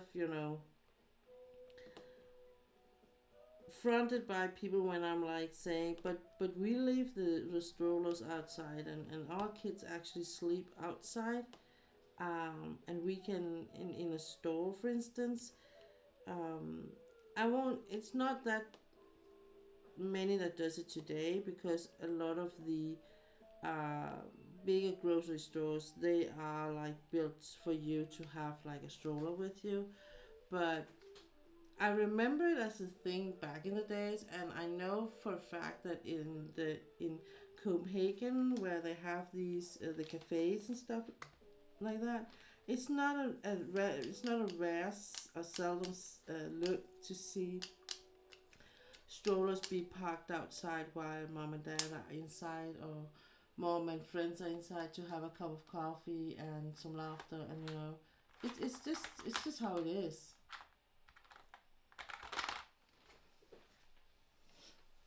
Um, but on the other hand, I do get it, because it's some places in the States, it's just a different thing. It's a different vibe. Different things happen. Kids get kidnapped out on the streets for no good reason, so to speak. And we just don't have that kind of issues, and we never had. Um, and for my husband just told that when he's the oldest, he was a baby, he left him outside to sleep, and he kind of forgot about him, and the kids were fast asleep when he finally remembered, and he rushed out, and there was like snow on the top of the the whole thing, and it was freezing cold, but the kid was not having a problem keeping himself warm. He was packed in good. So um and the kid was actually getting really upset by that he was that my husband woke him, because he was so good sleeping up there, and the cold and the wintry and the clear air that the cold, the frost is giving, is so good for the kids. Of course, they're not gonna lie around butt naked. We have these special wintry, almost sleeping bags that can be put in, and they will be good tucked in there. They're not gonna freeze at all.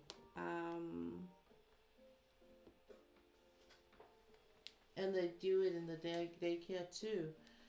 So yeah, it's a whole different thing, and it astonished me every time, I think, because I kind of forget it from time to time, that it is like that in the States, that is not like we are having it here, where we can actually leave the strollers outside the cafe, go in, have a cup of coffee, go out, take the strollers, and move on with our life. um,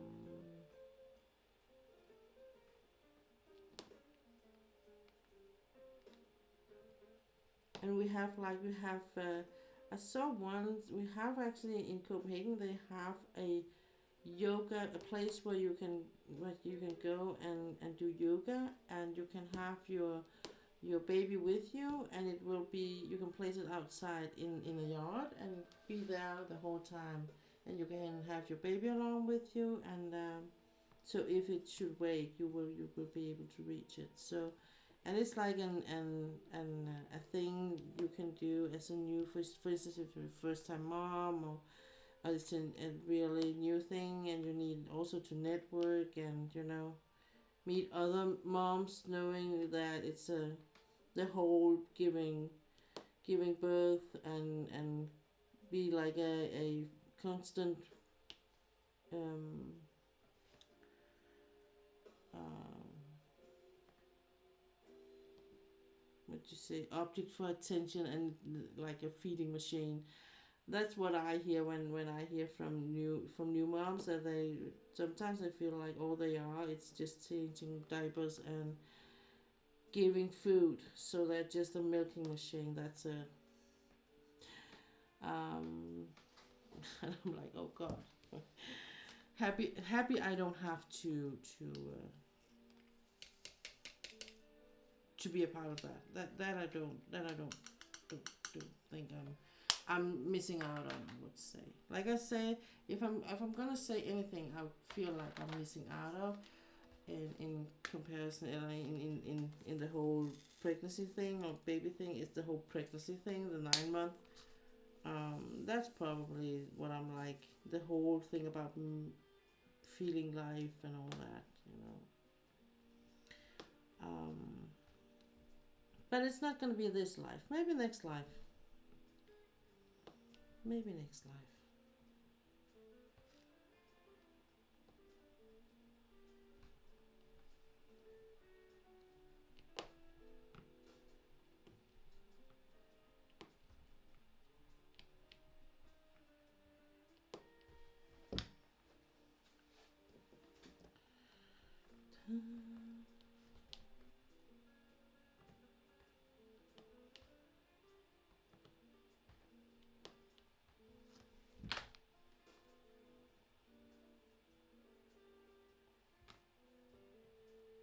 I might have to. I might have to give in to some tired eyes. I can feel it suddenly just gets really tired. So I might have to give in before I'm done here and just do the rest of string, unfortunately.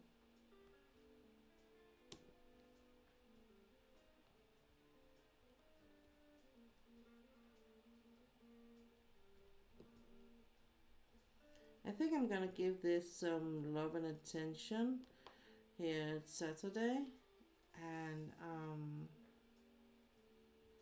then I'm probably gonna start on siblings next on Monday.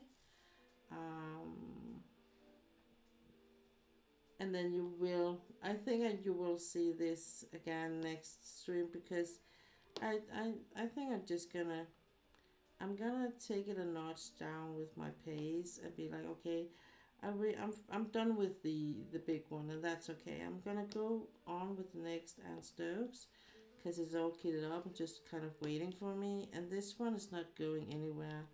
So I'm probably gonna give it a bit of attention and love tomorrow, and get, like this section done and prepare for the next section, because I'm only having like three rows left, so it's not like I have completely the whole picture left.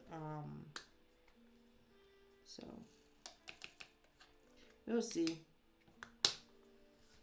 I know for sure I'm not going to do diamond painting on Sunday. That I have decided. The rest of it is still up for debate.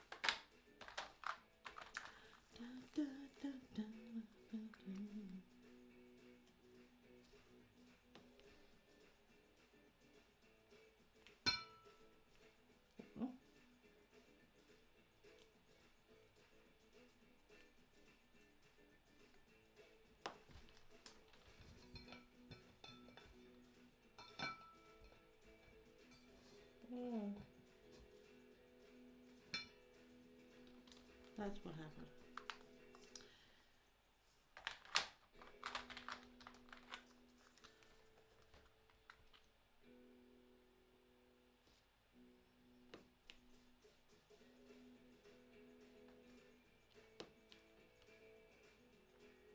But it's I think it's one of the few things that's going to be really hard for me, is actually saying no to fast food. So, but I'm gonna let myself do it once in a while, and maybe once a month, just like, for now, and maybe in time I'm just gonna not do it. But I'm so into fast food like McDonald's and Burger King. That's the biggest like chain we have in Denmark. Um,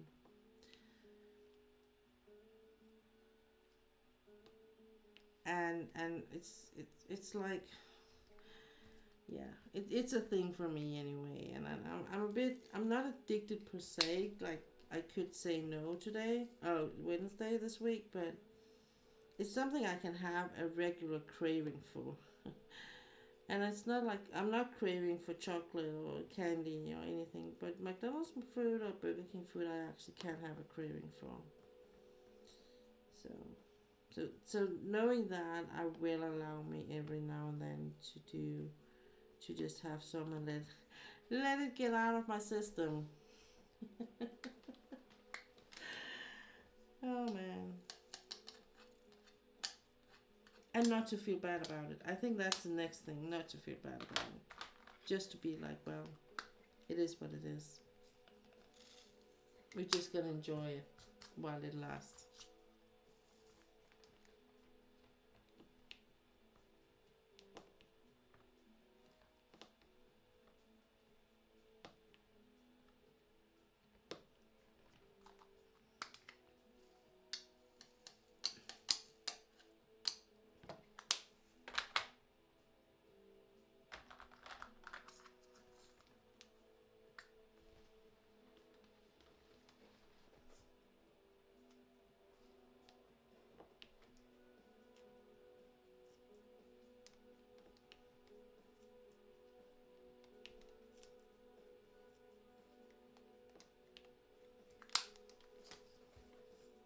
Should we get a half a section or something?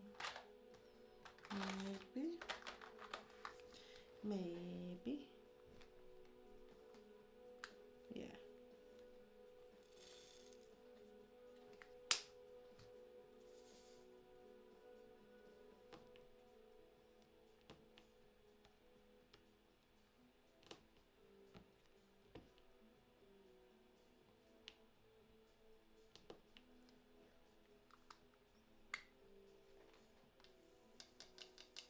It doesn't seem like much, but there's still a lot of single placing and you know, confetti going on over here, so it's not just color blocking. This left behind here. McDonald's is really good. I'm happy it's very far from where I'm living. Yeah. Well, I wish it was like that for me. It's really a thing leaving work. I'm just driving just past by it. We have there's a Burger King in the same town too, but it's a bit of a more of a drive to get to it. So, but this is literally something I'm just passing by. So it's just a matter of whether I'm gonna do the turn or not do the turn. That's actually what makes the difference. So it's I won't say it's torture. That maybe being a bit dramatic about it, but it's a thing. It's a debate I have when I'm on job and I need to go home. I actually also I did take my credit card and got it ready, you know, because it's usually in my purse. But I got it out and I had it in my hand and I was like, no, no. You know what? We're just gonna pass by it and go home and have some boring rye bread or whatever. I hate it here. Oh man, yeah. But in a way, I also felt good because it was like, okay, you did some good for yourself today, and it's because it's not good for my health, and I need to not do it. Um, and if I do it, I'm the sort of things I then that day I do it, I won't be doing that. So I can't be both eating uh, McDonald's food and chocolate and and chips the same day. I need to kind of spread it out and then be more like enjoy it when it's there thing. You know. And my hope is that I will eventually just not do it. But for now, it's still a very early after the diagnosis. So there's a lot of things that are still on per usual mode, I think. So I'm not gonna, if I do give in, I'm not gonna punish myself or feel bad. I'm just gonna remember and just be like, then okay, then we're just gonna enjoy it.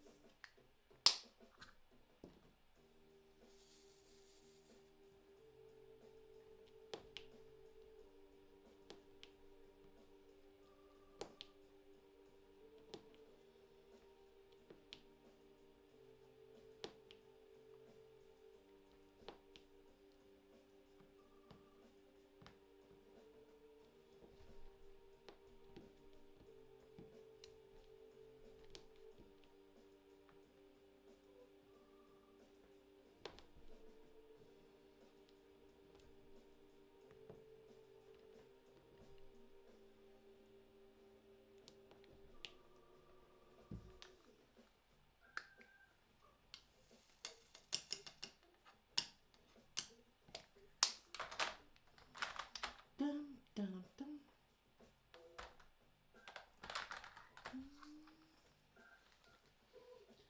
It's about 45 minutes drive. Uh, to get to the McDonald's. So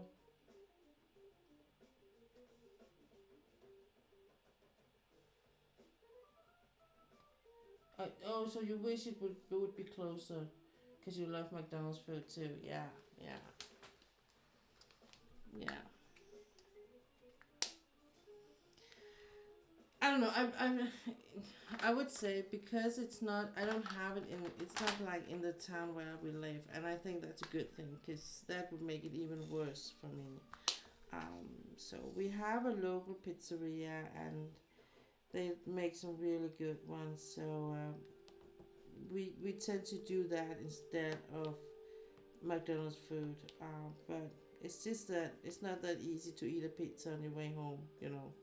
McDonald's food is just easier to just have some French fries and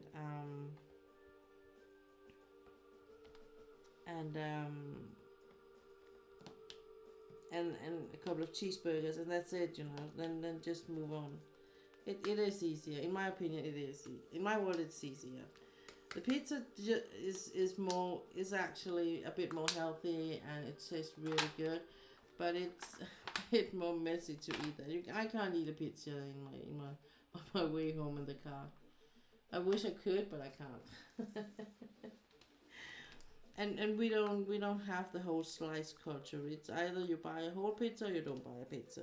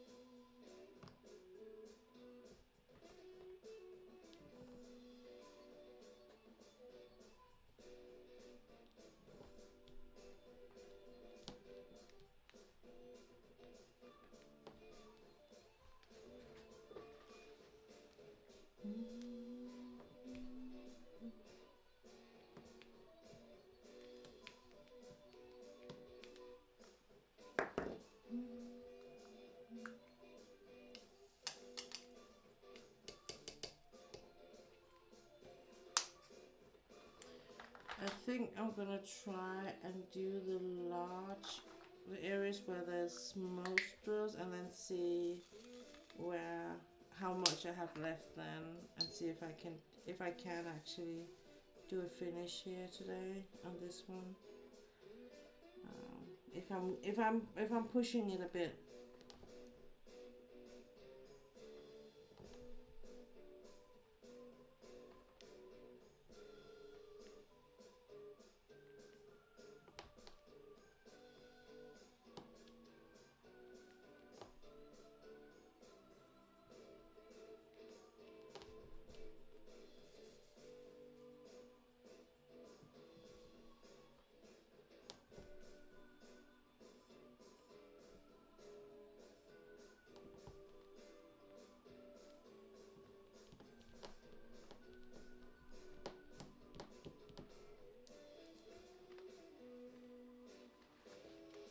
So yeah, but it would be nice to have just some French fries to go and munch. I could do that. I could do that now. It wouldn't hurt me.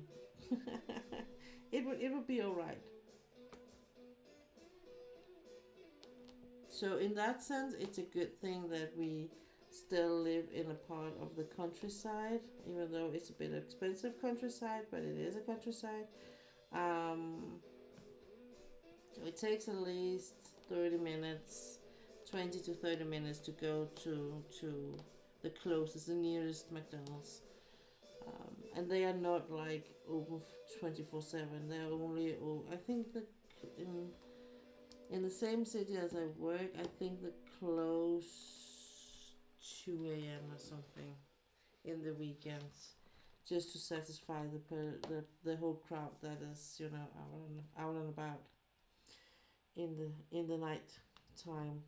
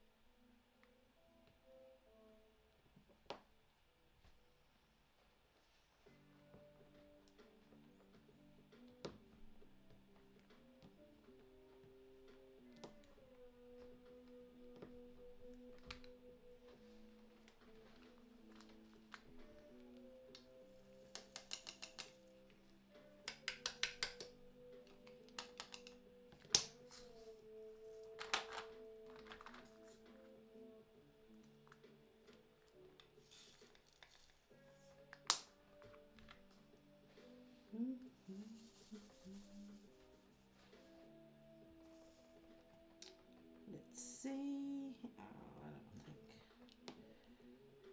I do feel. I feel.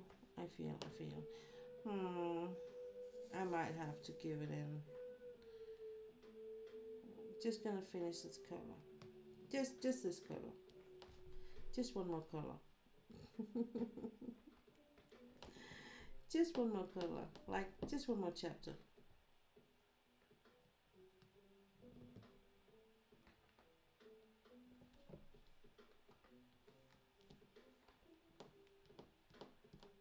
Stila, what are you working on at the moment? Are you still crocheting, or is that put a bit aside because of all the other things you have going on?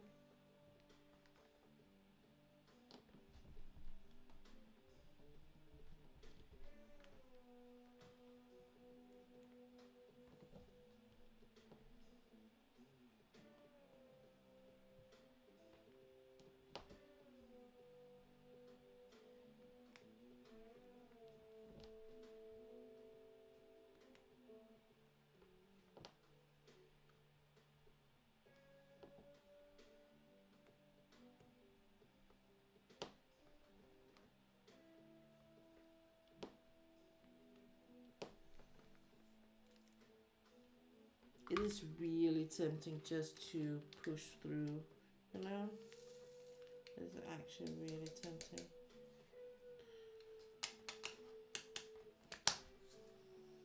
Hey, Bench! How are you today? Are you all done with your date night?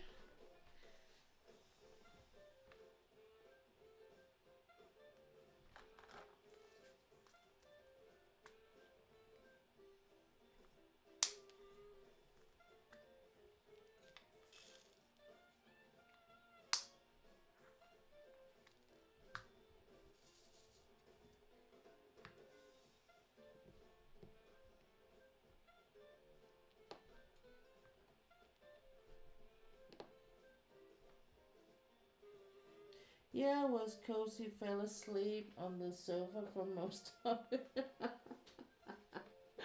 Oh man, yeah. You can't get too comfortable, right? So, well,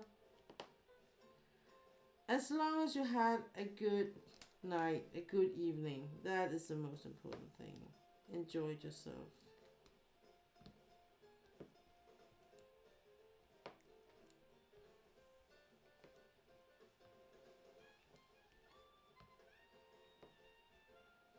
I mean, you were off stream and had a focus on you two, and even though you might fell asleep, it was, because you felt comfortable, safe, all the things.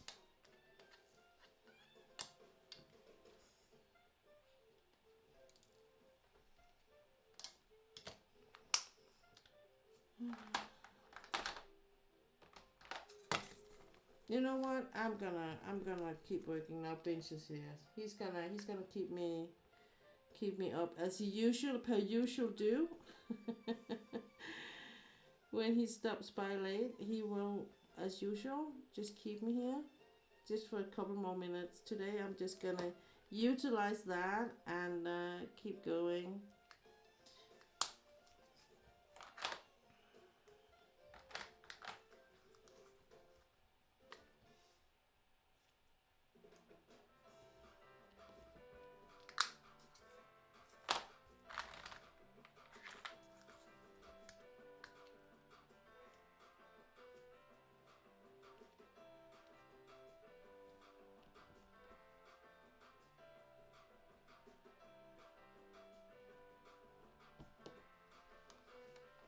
To be honest, I think I am coming down with something. We were at family this Wednesday night, and a few people were ill. So, no, my luck. Oh no.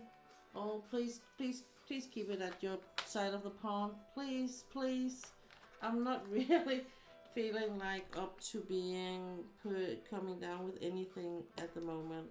You know?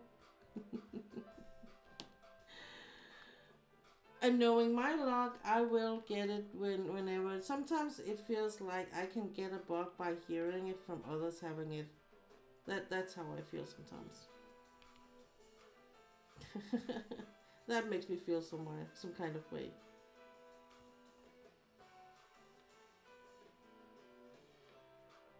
And just because I am actually with together with other people once a week, I do tend to be more, you know, I've been more sick after I we got an office than before because before I would only see anyone else but my husband once a month. Now it's every week I see a lot of bunch of other people. So yeah, there's that. But but hey, if I could blame it on the virus coming from over there from the other side of the pond, don't think I have seen this pen. You haven't seen this one? Oh. No, you might be right. You might be right. I think I've had it in here and be using it for my crosstitch conversion, and as it is a while since I've been working on that, you might be right.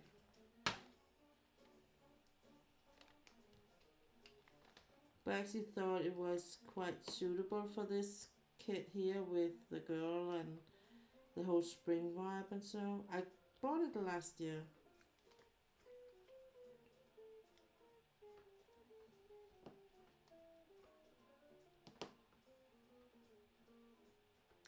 I will say it as the more I get of these pens, the more difficult it gets for me to be like this is my favorite because they're all my favorite, to be honest.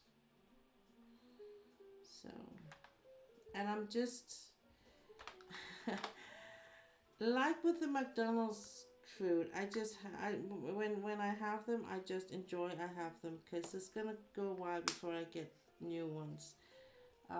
We had a bit of a blowback today with the whole um, work case with my hobbies. So we're not going to court with it because they're not the the legal person was not, was like, it she couldn't, she, what she said between the lines was she meant that we didn't have a case.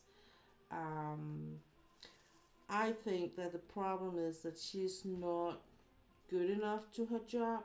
In the case that this is not a ordinary electrician, this is a specialized area that he's working in, and she has no, apparently no experience, I think, in that area. So because, and how I deduce that is because he has had to explain a lot to her that is kind of like common knowledge. So what we have been shortly talked about is that he might go to the big, the big electrician union, a bit backwards because he's not a member. So he's gonna talk to an old colleague who is member and make him make an inquirement, and then maybe get it in that way. Because the thing is, what they are like putting down as a main argument for that it's a rightful firing and all that is that they have signed a contract about GPS, and with like, yeah, with as a local deal, but under the union. And so that's what the employer is like referring to now, that they can actually go 3 years back and use those data, despite of what the GPS GPDR law in general are talking about. So it's a whole mess. But my husband is a bit sad about it, and I kind of just, it's not my fight. So I'm just here if you want to keep fighting for his right, and if not, I'm also here. And then I just need to shut up and back out. And that's just, that's my role for now.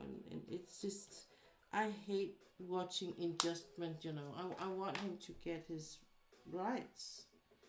And as I said, this is not only about him now. It's also about all the other people working in that for that employer, that they are in the same danger zone. They can never, they can never say anything, because they will always have that as a threat, that the employer can go back 3 years and take data and use them against them. So and nothing has changed per se. It's not like they have been, okay, this was a really bad decision, we need to change some things and do better by the ones we have, even though we did wrong by him, but we can do better by the, no, everything is the same, nothing has changed. So yeah, we will see. I'm not sure what he's gonna do, because he was really worn out about it, and it was really a blow in the face. And so yeah.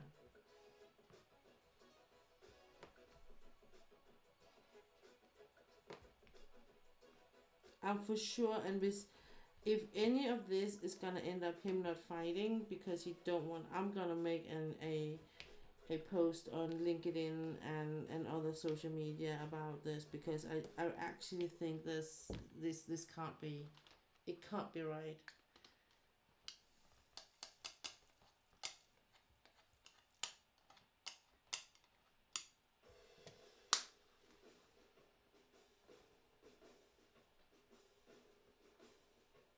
So I have a few fun ideas, but I want to ask and hope people are not offended. It's supposed to be a bit of fun. So what are your ideas, Benj? I am curious now. Damn, that stinks. Right, the company will keep going. People doing people wrong. Yeah, that's what I think. If anyone is like, and this is one person, one leader, one manager who is, yeah, crazy. He's not right in his head, and I mean, the next one, and we have my husband has actually bumped into someone who has worked with that manager before in another company, and he said he's crazy. That person, he's crazy. I don't like him. He had so many fights with him when he worked with him. It's like, okay. So, and I was like, so it's not just my husband, you know. Would you test a new potty for me as part of the gifts I'm sending you? Sure. Sure, of course I will. Of course I will.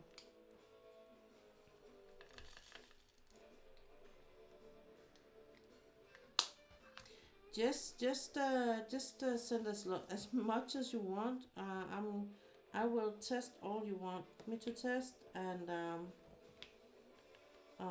I will give you a review before I do it on stream. So if it's something where you think, no, I don't want it because I want to try and do something to do better or something, we're gonna do it that way. So I'm not gonna review on stream a non-finished product, you know.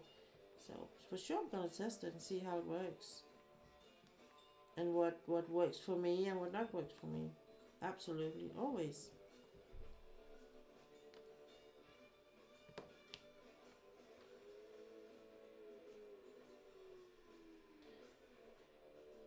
It's a limit run. This might get flagged. Okay. What do you mean?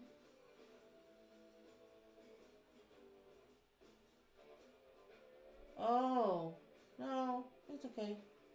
It won't. It didn't go into anything, filter or anything. It's quite okay. Usually it will tell me that it has removed something and has auto-modded it, but nothing happened today.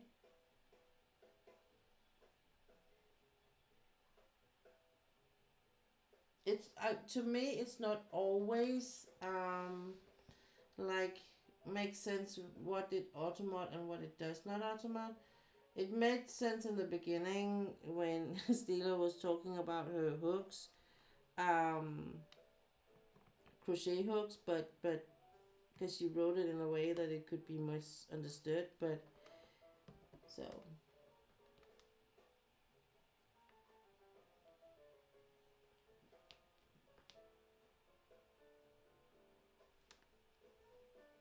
so far it didn't go into anything. Mods don't always get automod like others. No, they don't. That is kind of a privilege. Yeah, I would say at least it helped on your automod after you got modded here about your crochet hooks. Because that was something it didn't like. I get to make hookers jokes all day here now. Yep, exactly you do. No problem here. The scent is a bit like Coco Chanel #5 made it this afternoon. It's supposed to be fun. Okay, I will I will take a whiff at it and see if I like it.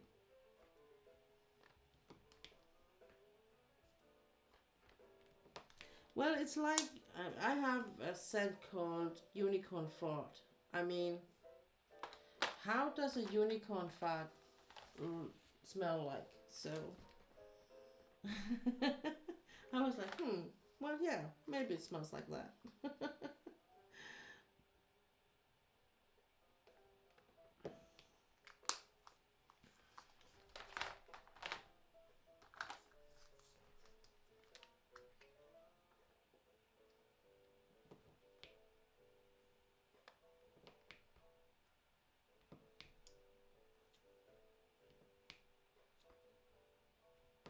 And I would say the more like funny name you give it, the more the chances people remember it.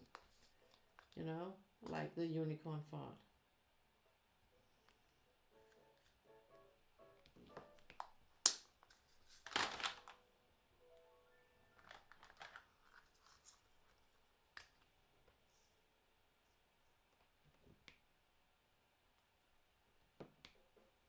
See what I told you.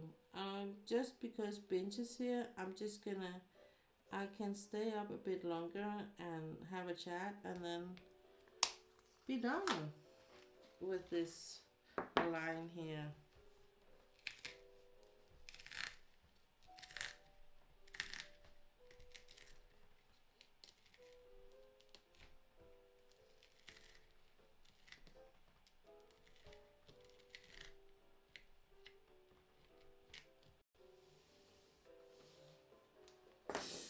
Like that. I'm just gonna put these in.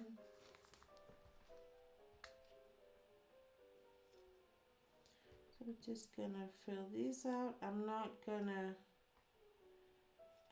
place the ruler again because I will move the canvas. So I don't wanna, gonna wait until I've moved it to the final destination. Thank you, Benj. Thank you. She's actually turning out really cute, this one. And I know it sounds a bit surprised, but it's to me it's always a bit, you know, exciting to see how it turns out, the picture. Is it gonna look just as I imagine it, and so on, you know? So it's actually turning out quite nice, this one.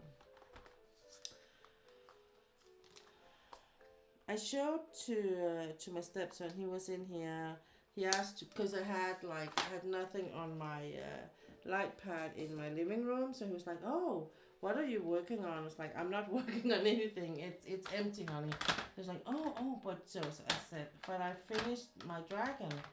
And I said, I can come into you with it. And then he just followed me. I don't think he was like, I'm not going to hear what she said. I'm just going to pretend I didn't hear it.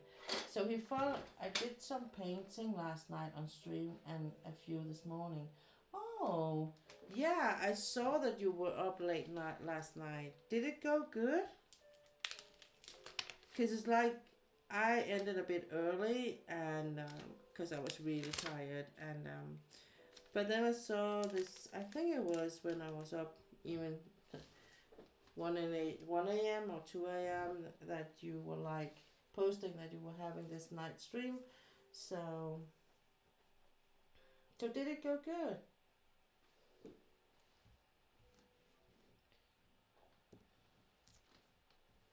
I had fun. It was my first midnight binge. Yeah.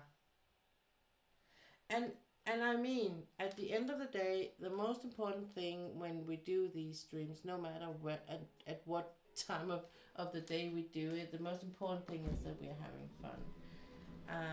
And because that does shine through your stream, that you're actually liking what you're doing. See, I wanted to show.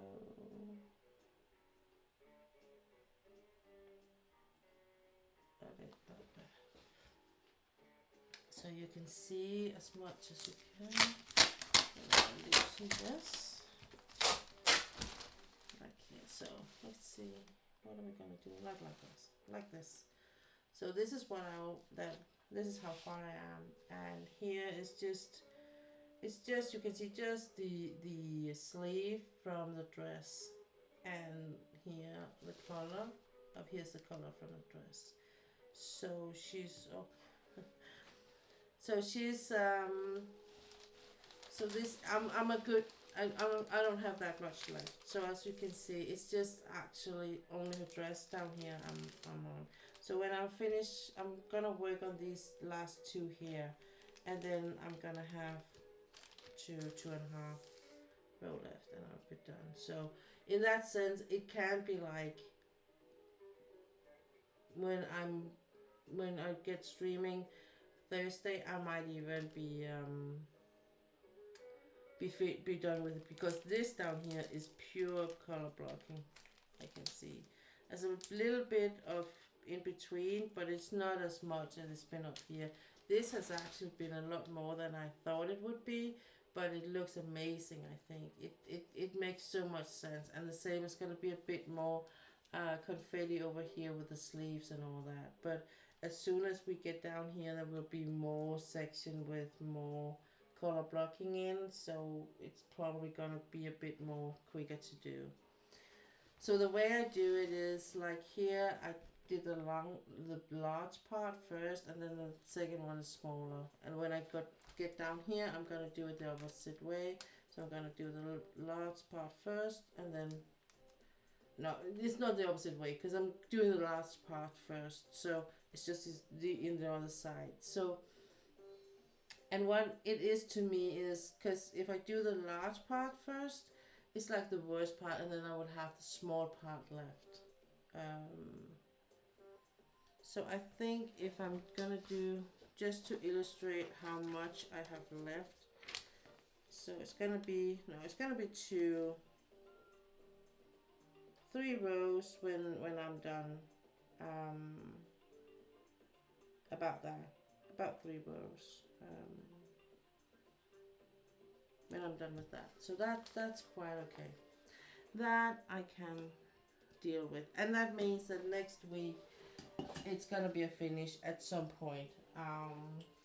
But I'm also very keen to start working on that's not a secret, I'm very keen on starting on my siblings. So I might be doing a bit of, pulling through tomorrow. Also because, as I recall it, Miss Kobe is having a 12-hour stream tomorrow that I would love to sit in on. So, and that could really suit me well, just to work on this one and be on her stream, listening in, and Hey, Miss Coffee, welcome in. You have a sixth sense of stopping by on the streams whenever your name is mentioned.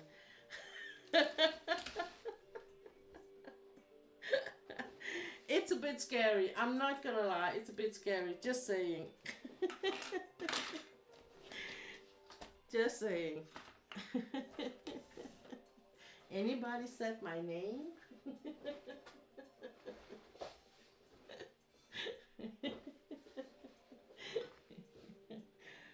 Yeah. How are you doing?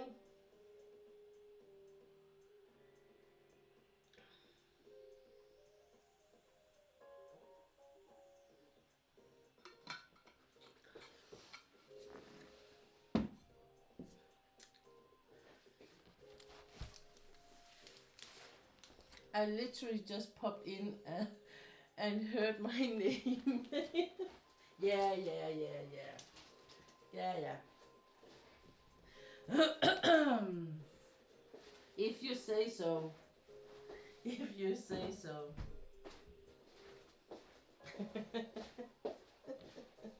I'm good, working on some stuff. How are you? I am. I'm here. I'm about to not be here, and I need to get some sleep. We have had a lot of things going on in our lives here in Little Denmark, in where I live, and very long story, very short. My husband lost his job. We have had a case in the union, and we just today got message that they won't go to court with it because they believe that it was right, that the employer was right in the way he did it, and we are not totally agreeing with. My husband was really, it was really a punch to his stomach, so I decided that I'm just gonna give him the weekend off, not talking about it, let him like find his bearings again, and then we will see. The good thing is he's got a new job, and actually he's got 2 new jobs, but the bad thing is that we are left in, because of the way he was fired from the other one, we are financially left in a bit of a bad situation. So, and everything is just in a big mess, and we thought that it was a sure thing in the work case, but it wasn't. And it's my husband's thing. Okay, so I'm not gonna fight his fight, but if he wants to fight it, I'm there 200% because I really think that he has been wrongfully fired and expelled and everything. So, but of course, if he wanna drop it and just let it go, I'm also supporting him. But as I said, I might be having a bit of a keyboard war going on a couple of social medias. I won't. I might have that. So, but so that's what's going on, and that just you know how life is sometimes. It just takes some toll out of you, and I actually did was like I've had some cancellation on my stream because I was worn out, to be honest. And today was like, shouldn't I? Should I? Does he need me? And I think actually he just needed to be left alone and not having me like hovering over him. Are you okay? Can I do something for you? And have a bit more like everyday life going on. So that's why I kind of decided to stream and be like, everything's fine. I'm sorry to hear that, but happy to hear he did find new jobs. Yeah, that is the best thing about it. And I knew he would. That's the thing about it. I knew he would because he is damn good at his job and he's working in a specialized area where there's not that many that has the knowledge that he has. So he's really a thing, or he's a person that people want to employ because he has this knowledge, and that's a good thing. So yeah. Oops. It's just sometimes, it's just you get a bit, things can get too much. Too much can be too much. And that sometimes I know sometimes it does shine through in my streams, but most of the times it's just me getting really tired, and as I say and you say, the it's always real life, it's always the life out there that's the most important. Everything else will have to wait in here, and I agree so much, but sometimes it's also like it's not an escape for me, but it's more like just I don't have to be in it all the time. So yeah. Too much can be too much on both sides, and so I think to me it's also a way of finding a balance and having things going on in here, having things going on in my life in outside of the stream, but and then being in that balance. I like both things, but as a person I tend to overdo things, and my body can't, it actually can't pay the bills I'm writing out or whatever, it's like it's like I can't, my brain wants so much and my body's like no, no, no, and not no, no, no, and I have to like sit down and be like, okay, if I really, what is it I want to do? I want to do, for instance, I have my YouTube and I have the stream, and I wanted to do both. I wanted to do Whip and Chat. I wanted to do how-to videos. I wanted to do my gallery, and I wanted to have streams of both places. I'm like, I can't do both. I can't do it all. So with that in mind, I was like, okay, then I need to choose whether I like it or not. I need to choose. So that's why I moved my YouTube live stream on Sundays, move it to Twitch, because then it could do it all more in that vibe, and I kind of closed completely down on the ribbon chat because it drains me so much for energy. So I'd rather prefer have focus on doing the gallery, um, because that's very short, small, short videos I do of my done pictures, and I have this idea that if people are asking to a picture, if I mention, oh, I did snow dragon, oh, how does it look like? I can say, oh, go and watch my look in my YouTube channel under the playlist gallery, and you will find it there. So that was the mindset about the gallery. And I wanted to do a refresh on the how-to videos.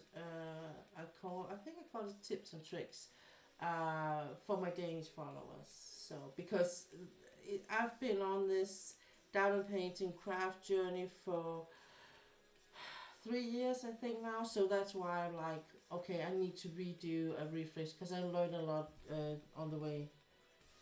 That's one of the hardest decisions of my career. I lost so many people because of my decision, but at the end of the day, you have to do what's best for you. Absolutely, absolutely.